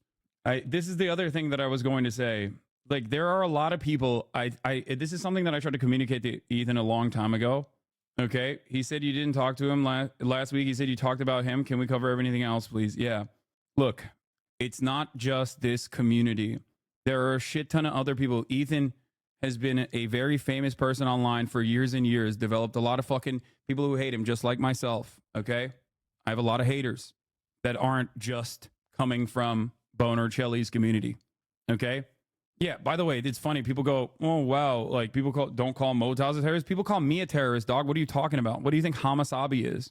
What do you think what they're trying to say with that?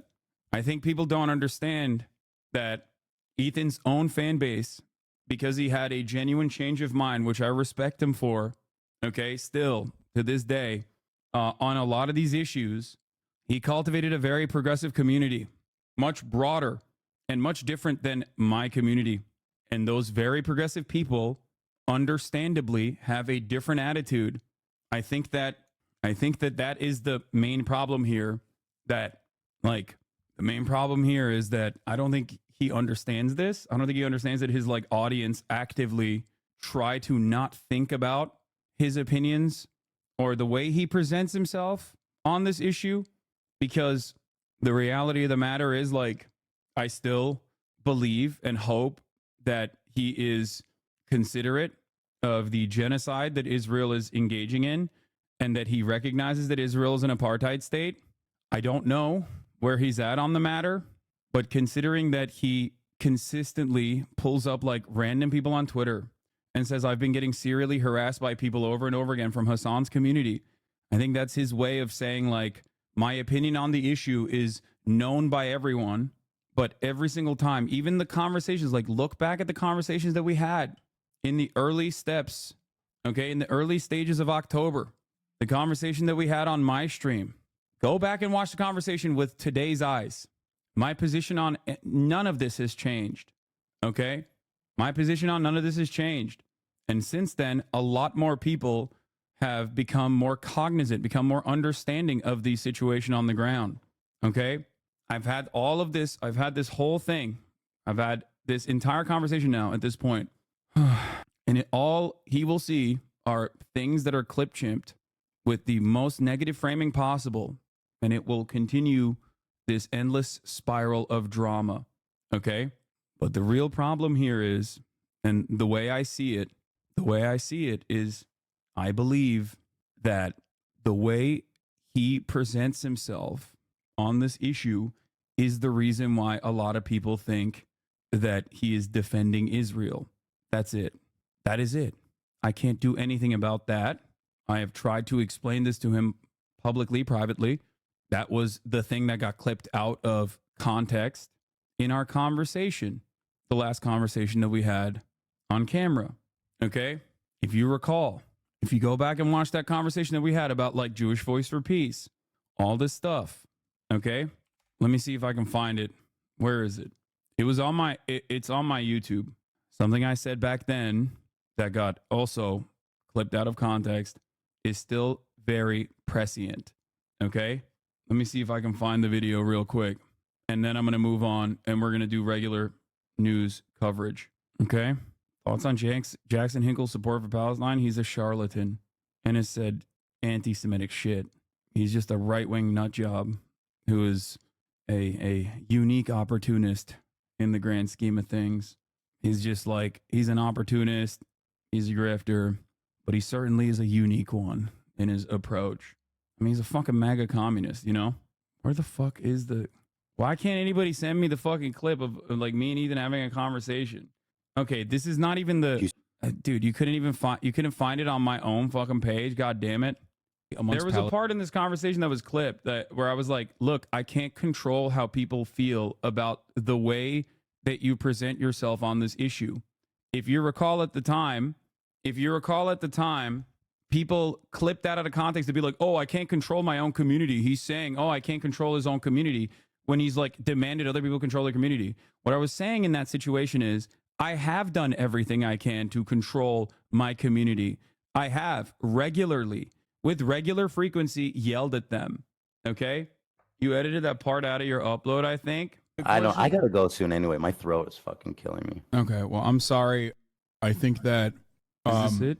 I think that people are too quick to jump to conclusions, especially because of the prevalence of certain talking points that they hear that they immediately go, oh, it seems like he's defending Israel. In the same way that people look at me and say, oh, you don't care, you love Hamas. Like, you must love Hamas. It's very obvious that you love Hamas over and over again. Despite the endless condemnations that I deliver. I feel that and talk about the brutality of it. It's just people are very black and white on the internet, and they want to put you in a neatly defined box that says you believe this, and I think that you believe this, and you're sneakily and cynically and talking against this other position. I will not listen to what you have to say. I simply am going to perceive you a certain way and go along with it. At this point, this was all the way back. This was on November 9th, right?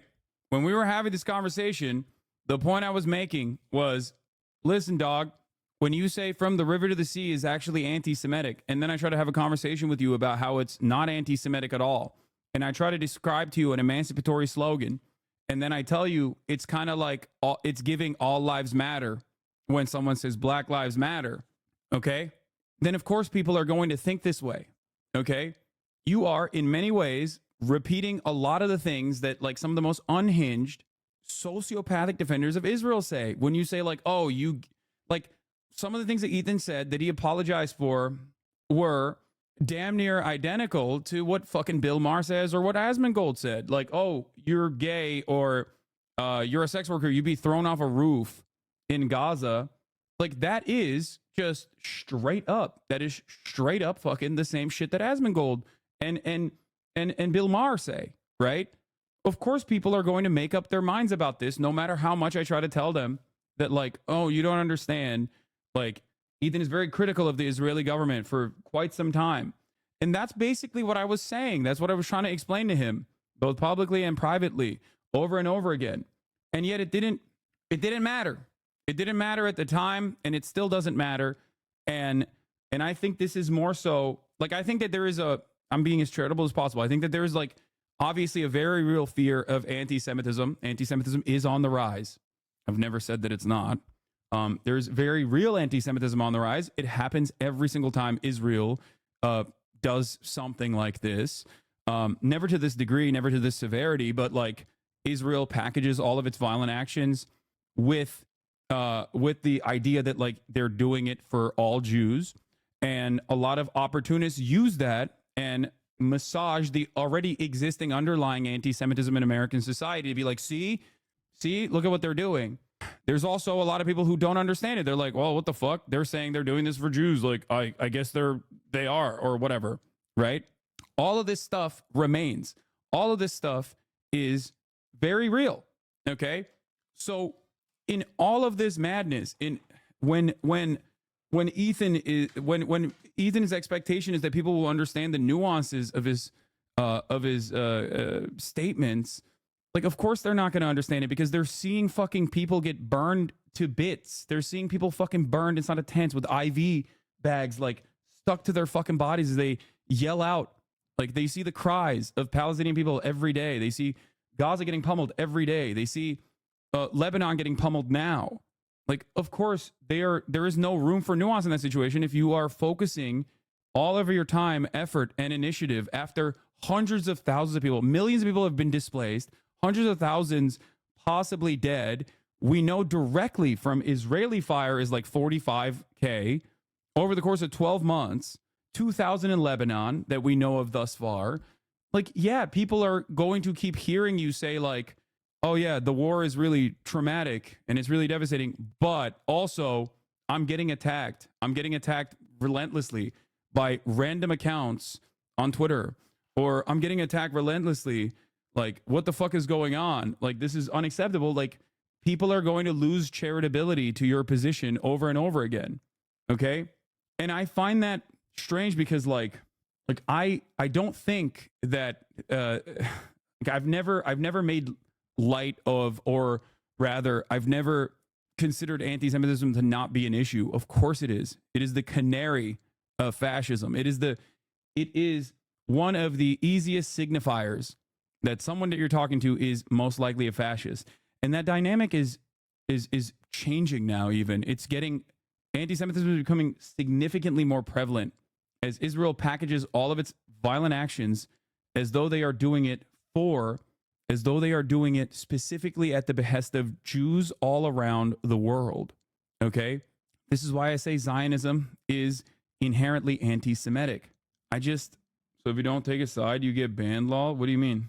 Where? This is it. This is what you're looking for? In Israel. I agree. I think that people are too quick to jump to conclusions, especially because of the prevalence of certain talking points that they hear, that they immediately go, oh, it seems like he's defending Israel. In the same, that's it. If the overwhelming majority of the points that you have communicated in the past 12 months pertain to how you feel and how you feel like you are the real victim of this situation, then yes, people are going to inevitably not have charitability for you, especially 12 months into it. And it's not my audience. It's not just my audience, rather. It's a much broader audience that you've cultivated of progressive people who are pro-Palestinian. That's it. It comes across as hollow and very self-centered, and I don't know what else to say about it. Like, there are real victims. There are real victims here, okay? And the irony of it is that, like, I rarely talk about, I sometimes do, but I rarely talk about, like, the harassment that I receive from, virtually every single fucking person that's pro-Israel, or even just people that are, you know, Islamophobia lovers overall. Okay? Because ultimately, it happens to all of us to varying degrees. But I still understand that there is a much higher purpose here. Okay? I don't think that like Twitter discourse and people being like Hasan loves Islamic fundamentalism, okay, is as significant in the grand scheme of things as like the slaughtered children, tens of thousands of them, lives cut short. That's it. It's hard for me to have a serious conversation about this because it comes across as insanely selfish. Okay? I don't know how else to talk about this issue. Totally agree with you, but these freaks are going to just say you're deflecting his criticism. I don't care because I think his criticism is wrong. I think like the fact that I entertained it this much is already silly. And here's the reality of the matter. This is it. His own audience feeling this way. And he knows that his own audience feels this way. These are not my fans. Some of them might be. Okay. Someone on the crew needs to have an intervention with Ethan. That's a foot soldier. Subscriber to the channel. He's stuck in a self-confirming feedback loop. It's very brave for Ethan to come out as the primary victim of this genocide, to no chat, no pushback, no opposition. Editing to add, I won't be replying to people who behave like Ethan in the responses. That's the point. The main thing that stands out to me is the things that Ethan chooses to talk about on the podcast. Yes, he talked about his opinions on the Israeli government, but when he was asked, instead of choosing to talk about the plight of the Palestinians, he chooses to talk about anti-Semitism. He never brings up atrocities against Palestinians when they happen. And if he does, it's, yes, it shouldn't have happened, but to be honest, I couldn't work for a guy that talks mean comments, gets on the internet for hours, and then conflict has gotten to a point where AB and Lena have family that's been evacuated from Lebanon, doesn't even talk about it 1 second. I don't know what the dynamic is there either. I can't speak on this. I don't know if this is correct or not, for the record. I hate how Ethan centers himself when there's a literal genocide unfolding. The unbearable privilege is palpable. So, like, he knows that his community does not respond to this stuff kindly, and that's it. The only thing that does suck is that people have been harassing AB and Lena saying that they should quit. Yeah, I think that's also ridiculous. I don't think that they should. It is the same thing that people were telling me about how I chose to deal with Islamophobia and tried to educate Asmongold on Islamophobia and bigotry. And I had that conversation with them. People were like, why are you being so charitable? You should fucking kill him. And it's like, dude, I think I know how to handle this a little bit better than you do, you know? Considering that this is like, you know, primarily something that targets myself more than, you know, some random white people who have similar opinions to myself. Asmon has been 1,000% more charitable right now in the situation than your former co-host. Yeah, I mean, that's besides the point.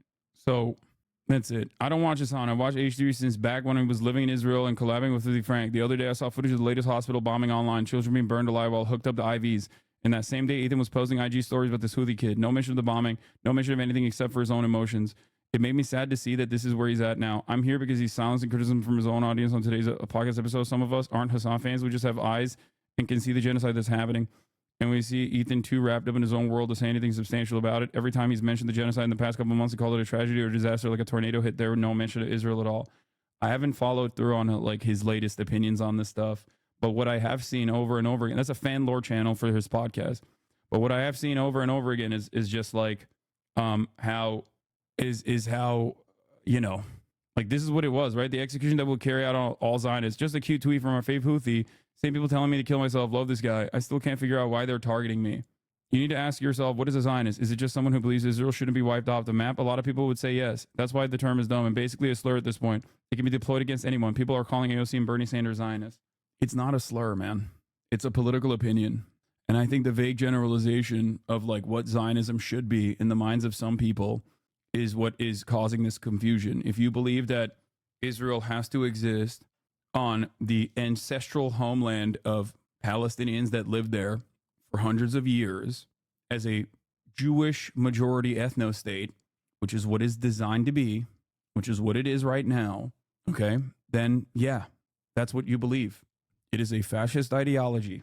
The entire purpose of learning about the history of the Holocaust and other genocides, the entire purpose of learning about the history of fascism is to never repeat those mistakes. There is no gatekeeping in this circumstance. Ancestral, bro, you're joking? What ancestry, Lamau? Go learn history. What the fuck? Dude, when I say ancestral, I mean like people that lived there for hundreds of years, okay? people who are indigenous to the land. Please, please, following since 2020. Source, the Bible. Anyway, this is what Norm Finkelstein said about Houthis on the curse the Jews, which, by the way, I'm not defending this, okay? I'm not, and I never have, just so you understand. These are two anti-Zionist Jews having this discussion. I have to, of course, explain to you that I do not defend this because this will be used against me over and over again. Charter or some official document of theirs says curse the Jews. I don't get hot under the collar about those things, and not because I'm giving people a pass. Israel describes itself as a state of the Jewish people. Right. What do you expect these people? Exactly. Have they ever met a Jew who was nice to them? I doubt it. And I remember my father, for him, my mother, every German was a Nazi. That they didn't meet other Germans. And so the Houthis, all they see of Jews is what Israel is doing to Gaza, Israel is doing to Lebanon, Israel is doing here, Israel is doing there. I can't get excited about that. It's not because I give a pass to anti-Semitism. It's because you have to look at the context. Of course. And I understood where my father's coming from, and I'm not going to hold somebody else to a more stringent standard than I held my own parents. Wait, so what's your issue with his take? No, I understand. I think that's where it's coming from. I agree. In before Ethan screenshot in chat saying, "See, look, all the anti-Semites when it's just political analysis." Yeah. But yeah, I think that the last thing I'm going to say on this, once again, is I urge Ethan to talk to Sam Cedar about this. Okay, I think Sam Cedar can offer him a fresh perspective on the matter. Okay, that's it. A majority report subscriber was says, complaining FYI, about Hassan you. has been doing worse than Apologia for groups like Hezbollah and Houthis in his reaction to Zionism. I mean, I don't know what he said, but I really don't care. To be honest, I find the like safe, cozy, rich white people in America picking apart the ideology of resistance groups. Yep. Like, there's nothing to me that makes me want to like scream more. It's the height of privilege, and it's just such Western chauvinism. So I support Hassan 100%. I think it's great that he had that Houthi kid on back in the day, and we should be understanding more why Houthis, Hezbollah, all of these folks are resisting. Yes, and honestly, I'm like, that's what Klein is like. What he was saying there too, Ezra Klein. Like this just like reflexive characterization of Palestinians or Arabs as just savages is disgusting, and it's widespread and shared on the Democratic and Republican side. And liberal Zionists are going to have to confront their own racism. They're unwilling to. You saw that in the... Yes, I think Emma is correct. I think this is a reality that liberal Zionists refuse to reckon with, because Islamophobia is so permitted and it's so commonplace that no one is ever checked on it, where they just go, wait a minute, am I going above and beyond here? Like anyone that resists? Wait, oh shit. Oh, sorry. I'm like talking to Dave Weigel right now as well simultaneously. And he just said he doesn't have, Perón once said, I will not do anything. Everything will do my enemies. In an Argentinian popular point of view, the haters would do all the work and making the work of publicity, share, and practically make them addict to your content. The best cases, you piece of Chad, I love you, Hassan. Yeah. Have you seen the clip that incited most of this for Ethan? No, I have not. I don't know what it is. Well, I was just curious. Ethan and Gila ambushed by a Sneeko fan? How come you don't like Sneeko? Fuck, dude. That's disgusting. Fuck Sneeko and his fans, dude. What do you think? That motherfucker's a Holocaust denier. Like, if you package me or my community as, like, anything near whatever the fuck Sneeko's doing, I don't know what to tell you. You're so lost in the sauce. Yeah, that's some unhinged ass. That's the guy that came up to you at UCLA. Oh, God. Oh, yeah, he was. He was being fucking hella annoying to me, too, at UCLA campus, constantly trying to get on camera. He compared our community in cuckos. Yeah, I mean, how do chatters know this? Because we have a lot of crossover fans. That's what it is. I think that's the reason why they know this shit. I always thought that when people said stuff like Hamas is killing hostages, that they just came from the anti-Arab, anti-Muslim bigotry. They totally just throw out reason and expect these kinds of people to act like animals with no logical reasoning. I think it's the same kind of thinking Emma and you were talking about. Yes. It's the same principle behind like October 7. It happened out of nowhere. Why the fuck did they do it? Yeah, no, Dave, I'm DMing him right now. He's logging back on. And do you think you can get Ta-Nehisi Coates and Norman Finkelstein on at the same time? I can't even get fucking Ta-Nehisi Coates on yet. I'm trying. He's a bit of a boomer. The Ezra Klein clip. But yeah, these I'm are waiting. I'm resistance waiting to groups. bring him on right and now. Picking apart what they believe. I mean, it's as if it hasn't been massively influenced by the. You shared Norm's perspective on curse the Jews. Can you expand on your own? No, I agree with Norm. Like I think that I've said this before. Anti-Semitism is unacceptable across the board. This is not a justification for it whatsoever. But a lot of people make the mistake, and I've talked about this quite a bit. A lot of people make the mistake of thinking about like Nazi Germany anti-Semitism and then immediately rationalize it or immediately neutralize it as like Arabs and their opinion over Israel is anti-Semitic in a similar vein. And I think that is incorrect. A lot of first of all bigotry is learned behavior in general, and all bigotry is unacceptable across the board.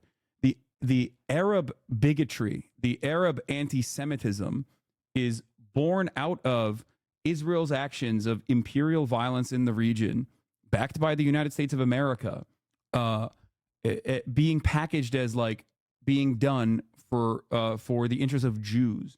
This is a region that has had Jewish people live in it side by side with Muslims and Christians, not just Palestine, just across the board. The Islamic Caliphate leadership under the Ottoman Empire was seen as a safe haven for Jews. That's the reason why there's so many Jews in Morocco, or were so many Jews in North African countries. And obviously the inception of the Israeli state and the violence associated with that is the reason why a lot of these countries that had their own pan-Arabic nationalist movements that developed a distaste for what Israel was doing, and most people are not very fucking smart. Like they're not gonna think thoroughly. I don't expect people to like look at a bomb, see that there's a Star of David on the side of the fucking F-15 or whatever, and then be like, well, actually, this is happening because of American imperialism. They just see it as like, oh, they say they're doing this for Judaism, and now I think that. That's why anti-Semitism rises when Israel does a shit ton of violent actions. This is not a justification for it. This is something that I routinely combat, something that I fight against on a daily fucking basis. But if you consider like, that's why I always thought it was funny whenever like Isaac Herzog, the Israeli president, anti-miscegenation, by the way, would put up the copy of Mein Kampf and be like, these are terror babies with the copy of Mein Kampf. It's like, dog, a Palestinian child, okay, does not learn anti-Semitism from Adolf Hitler. That is marketed to the Western audiences, okay? Like that you are framing this so obviously. You are framing this so obviously for a Western audience that you're showing fucking Mein Kampf, okay? Like, you know how people in that region, Refat, rest in power, Refat al-Rer, the English professor that was assassinated by the state of Israel, talked about this in his own personal experience. He was like, until I was 18, the only thing I knew about Judaism was that they were killing me, right? Like that. And then I came to America. I visited America, and I was like, oh my God, there's Jewish people that are like anti-Israel.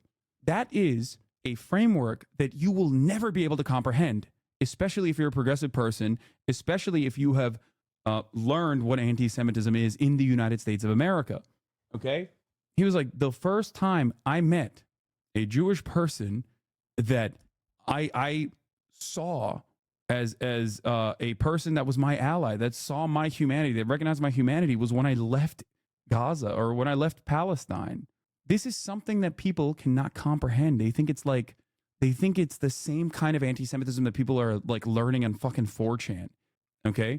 There's a difference between a violent militant state doing genocide or on a good day conducting an apartheid regime over 5 million people that they have sovereignty over illegally, and then saying that they're doing this for Judaism. Okay? Anyway, I am now moving away. We're shifting gears, and we're going to talk to Dave Weigel about Kamala Harris's chances. I'm calling him right now. Okay? And I'm going to have Austin show, reset. We're going to have Austin show on to also be on the broadcast so he can bother David about all of the poll questions that he has. Dave, are you there? Here, you hear me? Oh, I can hear you. All right, perfect. Damn, you're even. All right, sweet. There it is. All right, let me pop out. Okay, let's put you over here. Dave Weigel, everybody, at Semaphore, formerly a Washington Post, Roman correspondent, the election specialist. He's always out there touching grass, doing the damn thing. And today, I wanted to have him on to hear his insight as to what the election currently looks like from a person that has visited many of these important states, including but not limited to Arizona, right? I believe you were in Arizona for quite a while. David, I also have a friend here with me. Sorry. Go ahead. Sorry, David, I have a friend here with me. His name is Austin. He's Austin Show. He's my podcast co-host. We don't really do a lot of politics on the podcast. However, he is a massive lib, like a ginormous liberal. Yes. Last night he was harassing, Noah, right? Noah Colwyn. Dave. I know him from the pod. Noah Colwyn. I love the pod. Yeah. Yeah. And Twitter, I guess. I know everybody on Twitter. Yeah. So he was staying with me last night, and Austin walked up to me in private and was like, I'm just giving you a little background on him because he's going to be sitting through this interview. If he asks you like annoying questions, like I need you to understand where it's coming from, like what his mindset is. Sure. Yeah. Okay. So last night, Austin pulls me aside quietly within earshot of Noah and goes, so who is this guy? And I say, oh, his name is Noah Colwyn. He has a podcast. He's a researcher. He's like really good. He has a podcast called Blowback. He does political commentary. So he's like, oh, okay. So he's a lefty. I'm like, yeah. So can I ask him about the polls? And he harassed him about Kamala Harris's chances for like an hour. Some would call it harassment. Others would call it a spirited discussion. Yeah. I think it was a really good discussion. And although Hasan framed me as an MSNBC watching liberal, I think you'll be very pleased with my acumen. And I'm not as crazy or libbed up as he likes to say. I used to be, but I've watched a lot of Hasan over the last several years. So I'm a lot better. Okay, stop. You don't have to give him your credits like that. Libbed up how? Libbed up like you care about just that you watch MSNBC, or what's the lib factor here? No, I libbed up in the sense that I used to watch a lot of MSNBC, and a lot of my political takes were that of a viewer of MSNBC or CNN. When I watch MSNBC now, I look at it with a whole different perspective because I see. Take things with a little grain of salt, knowing where it's coming from. But yeah, I'm more. Yeah. Go ahead. Sorry, I was on his. I just wonder if you were like Mueller's about to get Trump, that kind of thing. No. Like Trump's going down today. That's No. There's levels to it. He's not that. No. Like I don't know. My mom is. I find her very entertaining for that reason. So. I mean, I want him to be in jail, of course. I mean, who doesn't want him to be in jail? I think it's like a liberal wet dream. I do want him to be in jail only if he's still allowed to tweet. Actually, like just cameras on 24/7, broadcast it on his own news network where he can just like have his own show, have his own little show, maybe even like produce Broadway musicals and stuff. Because I feel like his cultural output would be fantastic. Nice. Yeah, I've done that before. I do that all the time. I have carbonated drinks all day, and I've never learned when they. Apparently, if you carry them in a bag all day and then open them, they will do that. Which David, I need to learn every week. I don't understand why he would put a carbonated drink in the fridge, or a shaken up carbonated drink in the fridge. Didn't. Like You that. dropped it. Yeah. Well, you know what? I just didn't think the drop was enough to warrant that reaction to the can. So I swear he does not have severe limitations in his processing capabilities. Anyway, he's gonna ask thoughtful questions. I will. But Dave, let's get started on. Let me start the conversation by saying that first and foremost, welcome to the show. I'm very excited to have you. It's been a while. Yeah. I think 2 years probably. Yeah, last time I think you were on, I had you on with like Moon. I think I still put you next to like some Twitch streamer as well, just to. Yeah. It could have been Moo, which is crazy. He's now known as Goon, but we won't get into that. So, I dare I say was cautiously very optimistic about the Kamala Harris campaign's chances when the swap out happened, and then and kept repeating the position that there's a lot of momentum here, there's a lot of motion here. They're responding to public pressure. Obviously, it was a unique opportunity, once in a blue moon, where donor pressure and public pressure from the voters aligned perfectly, and then establishment Democrats behaved like a competent Democratic Party, a competent party in general. Which is not something that I'm used to from them, at least in the way that I judge their performance. And then Kamala Harris chose Tim Walz as her running mate, and I thought, wow, they're locked into a progressive message. They have to address a lot of these things that they're going to attack her as radical. They're gonna have to like, you know, sit there and tell Americans, no, it's not radical to like feed children, right? Speaking on Tim Walz's, governor track record and the legislation at the state level that he signed into law with a one-person state Senate majority, right? Not dissimilar to what Congress might even look like, depending on the outcome of this election. We'll see. So I thought that was very positive, but I was always worried and I always warned everyone that was listening that if Kamala Harris breaks away from this momentum and plays to the center, tacks to the center, and then justifies that by claiming that we have to get these suburban college-educated white voters into the party and swap them away from, pull them away from their Republican ticket, pull them away from voting Republican, in the same way that Joe Biden successfully pulled off in 2020, then that, I thought the messaging on that front would ruin the chances of building a 2008 Obama coalition. I want to ask you if I was, because now that months have gone by and they did do exactly that, especially with the DNC statements about like having a lethal military and all this stuff, I feel like that momentum is gone, and now it seems like Trump is gaining in the polls. And that's a little bit worrisome for my liberal friend here. I wanted you to speak to that. Like, from where you're standing, you're out there, you're out and about. Do you feel as though Kamala Harris's chances are as doomy and gloomy as the way that like media is now presenting it, myself included, or is she just doing gangbusters? Oh, it's neither of those, which is kind of a boring answer, but she's in one way to look at this, she's in a worse position head to head with Trump than Hillary was or Biden was in the polling. And because people watch polling underrate Trump twice, I think fairly people see a poll that says, hey, Kamala's up 2 in Michigan, say, oh, she's screwed. That's fair. What did her campaign do? It did something kind of amazing that I've never seen before. You were talking about part of it, but she was not popular 4 months ago. 4 months ago, she was a joke. I remember after the Biden-Trump debate, asking Republicans immediately, what are they going to do? I remember asking them, who's going to be the Democratic nominee? And one common answer was, well, it can't be Harris because she's so unpopular.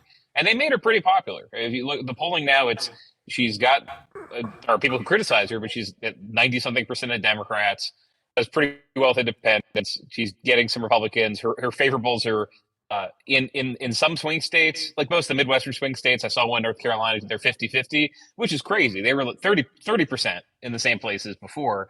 But Trump has had these stubborn issue leads where people think on 3 things, basically. They think on immigration, on the economy, and this is the one that's probably maybe the most fun or dangerous to talk about, on Israel and then foreign policy. They trust Trump more than her, and nothing has changed that. So the Trump campaign's run a bunch of ads, and super PACs have run a bunch of ads. Elon Musk came in with some of this. You saw reporting once you had to reveal who was behind these PACs, $200 million in ads that helped this Trump message. And they've been consistent. They're saying, we're going to change the subject from things that Harris might be pretty good on, or at least voters think she's good on. And we're going to say migrants, chaos, footage of every ad. If you're, Alex from the Clockwork Orange and your eyes are pulled back looking at the imagery, it's the plane taking off in Kabul with people falling off. It's migrants running through a fence.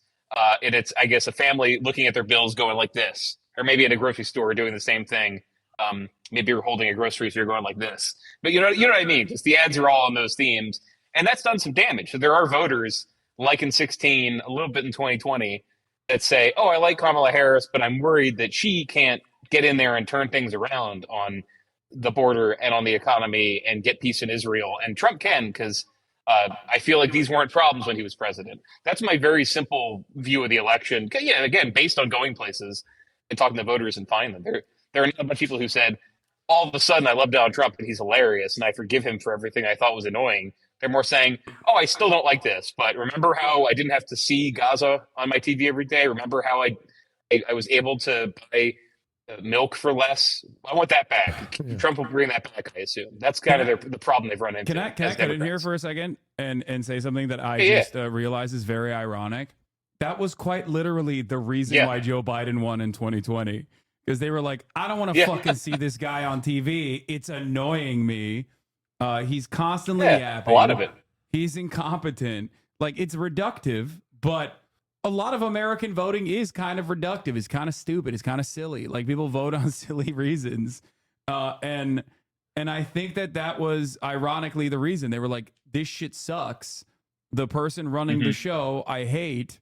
I need him out of here so I don't have to think about it ever again. And I fear that Kamala had a wonderful opportunity to cut against that, while simultaneously she has I don't know for what reason, but I guess maybe it's been successful somewhat, run directly towards Joe Biden, the person that she replaced because he was unelectable.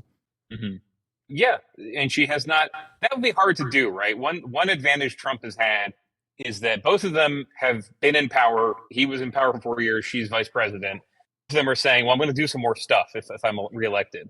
And the Republicans have been very consistent in saying, well, anything Harris is saying now, she should have just done this already. She can't break with Biden. They should have done it already. Trump is running on stuff he didn't do the first time. He's come up with a bunch of new tax cuts that he never even talked about the first 4 years, talked about new policies he's never talked about before. And they've done a better job. I think they've got a media that helps them do a better job of selling that to people, because there's the theme of everything. I do think campaigns take years to win. The theme of everything with Trump is, things were pretty good when he was there, and if it wasn't good, it's because he was undermined by crappy advisors, and next time it's going to be Trump with no crappy advisors. And if you're a Democrat, this is a campaign with Liz Cheney, etc., you say, these are the advisors who held him in check. Look at this former Trump staffer who now says he's crazy. And if you're a Trump voter, or if you're on the fence, you say, sometimes that's convincing. Sometimes you say, well, maybe if he had less establishment guys, he's going to do more things I like. And this is the whole RFK additive theory of the Trump campaign. Is as alienating as RFK Jr. is to a lot of people, it's, hey, don't worry about Tom Price or whoever taking over the health portfolio. It's going to be me. It's going to be Kennedy. I trust this guy who I literally ran against for 4 years because of how he handled COVID. I've changed my mind. Now he'll listen to me.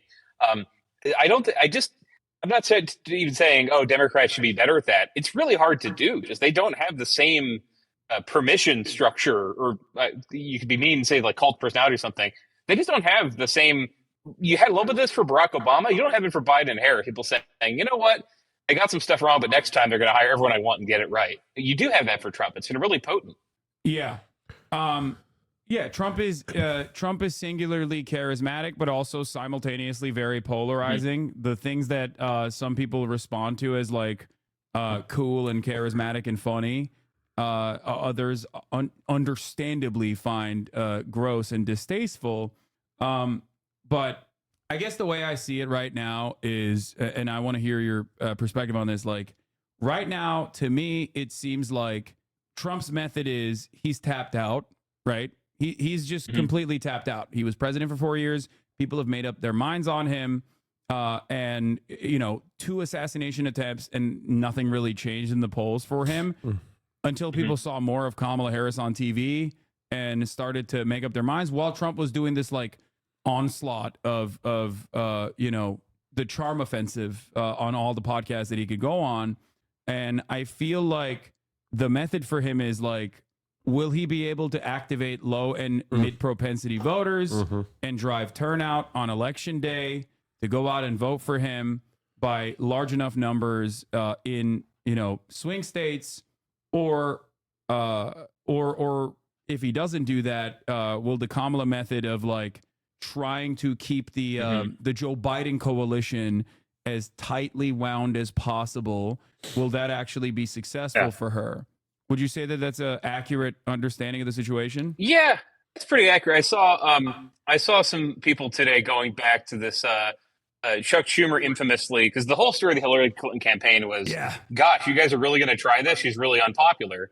And Chuck Schumer famously said, oh, well, for every working class voter she loses in central Pennsylvania, she'll gain 2 in the suburbs. Yeah. And that didn't happen. But then every Democrat in Pennsylvania since then did make that happen. They've done really well in the last few elections. No, that has been not the 2-to-1 thing, but no, that's been my biggest L for sure. Yeah, like they proved that like if they pushed hard enough on that front and basically like restructured themselves on the way that they communicate, like they restructured themselves as like, we are going to be the guys that give you all the good stuff that you want, but we're going to do it in a way that is not as volatile, like that. The suburbs respond positively to that, like seemingly. Now, will Kamala Harris be able to do that is a question. Yeah. And so the thing is, she kind of has been with these voters, these college educated voters who have been moving to the left. I should say moving to the left is the fine way to put it. I should say moving away from Republicans, because they didn't all become leftists.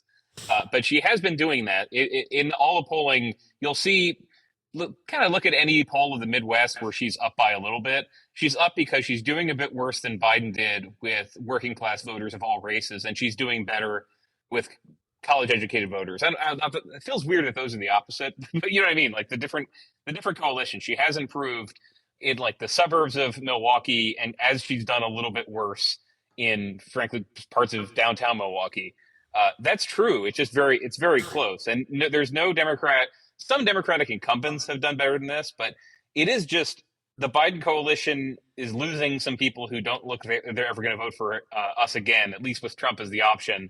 Who do we replace them with? And they've been replacing them with frustrated Republicans. And so she has moved to the center, and they just so she's still, if you listen to her entire speeches, she still has some progressive ideas. She's talked about home care being covered through Medicare. I listen a lot to Bernie Sanders, I talked to him when last time I talked about this. Talked to him over the summer, but he was very clear. I think that they would win if they did more progressive policies and said, here's what I will deliver.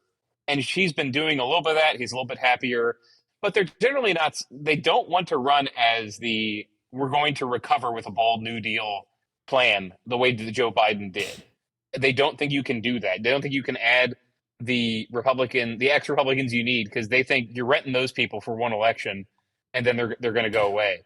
Now, the larger, maybe we'll get into this, it's like she's doing in every competitive state, she's doing a little bit worse than the Senate candidate, right? Or the candidate for governor. She's doing a little bit worse in Nevada. She's doing a little bit worse in Arizona, a lot worse in Arizona. Doing worse in Ohio, Michigan. So like to be fair, there's a reason. I think that like the Republican Party, for some indecipherable reason, has decided to run like objectively bad green candidates in a lot of these races that just poll like dog shit. I don't know what else to say, because like no one wants the troop guy that has already had like 2 failed like state senatorial runs or whatever, like in Nevada, who is like a Trumpian weirdo on top of everything else. Like I think that like it's the Kerry Lake strategy that they just keep fucking bouldering over and over again for some weird indecipherable purpose. And I think that is part of the reason. And I do suspect, and maybe I'm wrong on this, I'm asking you, I suspect that a different reason, a different part of the reason is because senatorial runs, I think, have more policy by design. It's rarely ever just like vibes based in the way that like a general election and presidential campaigns can be run on vibes a little bit to a certain degree. Like whereas like a Senate seat is maybe not as like close and personal as like a governor is. Because like that's the reason why you see differences on the ballot splits on like gubernatorial races. Even if it's packaged in the general election, like you will have red governors in blue states, blue governors in red states that are profoundly popular, because people associate that not with the party, but with like, what can this guy do for me and what kind of immediate impact he might have in my life. And I feel like the Senate race is a little bit closer to that idea than the presidential race. Am I mistaken? Yeah, that's definitely happening. They're all. I can't think of a state where the Republicans have a better Senate candidate than Trump, for the purpose of what we're talking about. Because none of them could. Again, what is so attractive about him to people who didn't vote for him before is he used to be president and things were cheaper when he was president and there was no war in Gaza. And you can't, if you're just a Republican Senate candidate, you can't say that. You were not. You can't prove this. You're just running on the Trump agenda, which, taken away from his record, is not that popular. I mean, he's still not that popular when the best numbers of his political career are coming out right now, and he'll sometimes hit 48% of people who say he did a good job as president. Like, that's not great, but it used to be 40%. Whereas if you're Dave McCormick in Pennsylvania, you're just a guy who worked for the Bush administration. Everyone misses that. And you made a lot of money in Connecticut, a hedge fund, and now you're running. And he's got a good bio in some ways, but he can't. He's just running on the Trump message and saying, "I'm going to reverse the inflation. I'm going to fix all this stuff." You are seeing Republicans echo a lot of his messaging around the country. I wrote about this last week, how the Trump campaign's been running a lot of ads about trans issues, and the Senate Republicans have started running those ads. But they're following Trump because none of their candidates have that same appeal. They're just, I'm also a Republican. I want to help Trump deliver on this stuff. It's still unclear to me if the country wants a Republican trifecta to help Trump out, or if it would prefer kind of like when people thought Hillary would win, there was a lot of cross, ballot splitting of people who voted Republican because they assumed she'd win. They wanted a check. I wonder. I've thought that's part of it too, although I haven't met a lot of voters who think that. David, on the topic of polling, in this particular cycle, am I crazy, or has polling just been all over the place? Like, one day you'll get a Harris +5 in a national poll, and then the next day you'll get a Trump +2. And I saw a Fox News poll, which is I understand is a reputable pollster. Showing Trump +2 in the national, but then the crosstabs show, which is I understand that the crosstabs aren't exactly, the margin of error is larger, but showing Harris up on this in the swing states, basically implying that she could lose the popular vote and then win in the swing states. My question: in any other cycle, have we seen polls be this erratic and all over the place, or is this unique to this particular cycle? A little, yeah. We've seen some wacky polls in the past. I was at the Post when we put out this. The polling unit's not the reporters, not the same people. We put up this poll that said Biden up in 17 in Wisconsin, and I remember Democrats had to push back and say that's not true. We're trying to win Wisconsin. By no means that 17-point poll lead. So I've seen less huge diversions. The divergence has been really like 4 points, and because it's close. Polls that come out where there is a shift of 3 points from the last one, but that means Michigan went from Kamala 50 to Kamala 48, Trump 50, and that causes a panic. The polls there are fewer than there used to be. There's also a lot of, and this is the good lib thing to get annoyed with. There are a lot of weird firms that just come out of woodwork every couple of years now and put some polls out and created a storyline that happened in 2022. I do think a lot of Democrats who thought that was annoying are correct. That all of a sudden Trafalgar was like, guess what? Vermont governor or Vermont Senate's like within 3 points, and didn't publish all their methodology, etc. Some of that's happening, but it's really the variance is pretty small. It's just that when Kamala was doing her best, she was up by 3 or 4 points. I think her biggest national lead was not even 4 points, and now it's 2. Interesting. Yeah, I'm just going off like 538 average. Yeah. I do think it's the unthinkable might happen where Kamala Harris ends up winning the Electoral College but losing the general. I mean, that would be the funniest way for her to win. Not losing the general, sorry, losing the popular vote. That would be the funniest way for her to win. Like, I mean, it's unlikely, but I am of this mindset that the craziest thing that you expect will most likely happen at this point. David, have you taken any look to, and I'm sure it's a fool's game at this stage, but the early voting statistics of any of the swing states, and have you been able to extrapolate anything from that data? I know this is kind of a dangerous game to play, but I'm just curious if you have any thoughts. Yeah, that stuff is voodoo. It's tricky because, for example, Georgia had the biggest single day early vote ever, and that's how it got reported. And I saw some the cycle I saw, and I'm describing tweets, which is always exciting, but it was, well, look at this huge turnout. Oh no, the turnout is much less African American than it was 2 years ago. Oh, third thing we noticed, 2 years ago, Atlanta voted before anyone else, like a day before, and that's why it's worse. So that's a good example of how tough it is. So I've talked to Democratic, Republican campaigns that are doing the ballot chase, which is somebody gets and I have one of these mail ballots in D.C. You get a mail ballot at home, and do you remember to turn it or not? The one job in the campaigns is going to people's houses and saying, "Hey, buddy, have you turned this ballot in? If you haven't, I want you to turn it in. I'll help you fill it out." And those have been pretty good for Democrats in Pennsylvania. They've been less good for Democrats in Arizona. I was just with Turning Point Action, Charlie Kirk and Turning Point USA, et cetera, those guys, the political group. I was with them in Arizona last week, and that's their whole thing, is spending years of getting people who will go and find those voters and say, please don't screw this up like 2022. And that's been pretty good for them. So just a little bit. But in 2016 and 20, if you looked at the early voting, you would assume Democrats are going to crush. And they lost one, and one they did worse than they expected. Because everyone now knows this X factor is all these Republicans who don't trust anything but voting in person, like Twitch streaming it live and like sending it to Mike Lindell to make sure everybody knows what's going on. Like, they will vote, they will turn it out. So the whole election is, what can we get in the bank before the MAGA vote comes out? Maybe this time there's less of it. What if there's a lot of it?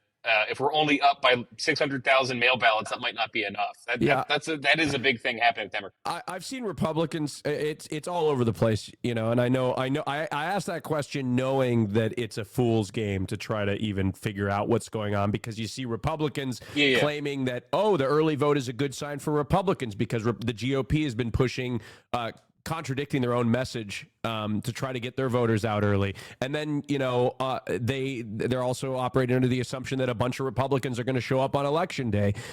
So it is just all over the place. But I mean, I'm anxious about it. So I'm desperately digging in as deep as I can into every number to try to figure out some sort of cope, to get me through, the next couple weeks.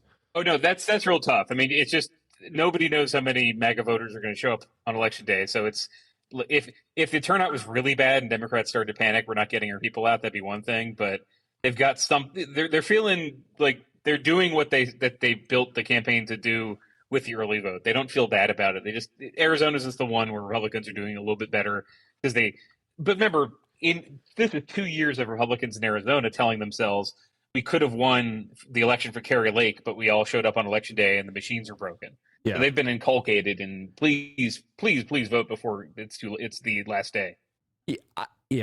Who knows what's going to happen? I've got theories. You never know. I mean, I've got theories that I hope come true. Like, I hope that these low propensity voters for Trump, you see a lot of it's just a bunch of noise, but it's just really a bunch of frat dudes who like to wear red hats and then get wasted the night before election day and can't show up to vote. That's my hope, is what actually happens.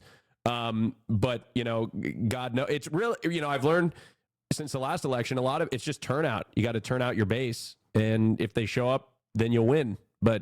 And if they don't, they won't. Okay. So one thing I want to talk about here is, the way that Kamala Harris is perceived. I'm going back to the same thing that I was talking about earlier. The difference is between like an 08 style hope and change, like overtly progressive campaign message that activates like a younger base of support, and versus the Hillary Clinton, post Hillary Clinton, like we're going to activate the suburbs method that Kamala Harris is utilizing.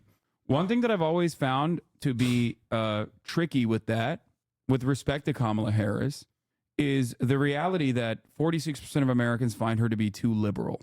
Now, I think I'm no big city lawyer, but I've been around the block at least a decade now, covered a couple of these campaigns. I think that just means she's black. She's a black woman. And I think that a lot of voters perceive her as that, regardless of what she says and regardless of what she communicates, right? Because she has not communicated a radical message at all. If anything, I consider her message to be far too radical in the right-wing direction. And I fear that I don't want Donald Trump to win, but I feel as though trying to get the college suburban, college educated suburban white voters to overcome certain aspects of maybe like underlying white supremacist resentment is a tricky bargain for someone with the optics of Kamala Harris being a black woman. That's why I think it's a bit of a gamble. The Kamala story has done these twists and turns, because if you could teleport and bring in the 2012 Kamala Harris, this was the one who was famous for being the DA, the San Francisco DA who was less liberal than the predecessor and was going after truants. I saw this after the Fox News interview. The Republican GOP, it was the RNC account that did this. She said to Brett Baier, "Oh, I would never call Americans stupid," and they said, "Aha, what about this?" And it was a clip of her telling an audience about how to go after like truants and saying, "What else do we know about these people? They are stupid." And that was the kind of Kamala that people did not see as super far left. So then she runs for president. I'd say she gets to Washington and she's part of the Trump resistance. She's signing on to Medicare for all. She is doing more liberal things, progressive things, at least saying them in public, than she did in California. And then she's vice president. They don't do all that stuff. Now, it's not just, oh, she's a black woman from California, I assume she's more liberal. I think part of that is there because San Francisco is still sort of a stand-in for a lot of people for liberal, or or gay is their one. But I mean, you say San Francisco now to a conservative, and it's the city of where everyone's homeless and there's crime everywhere. That's probably her fault. So she's tried over the career, and she's rebooting a little bit of the software from before she became a senator.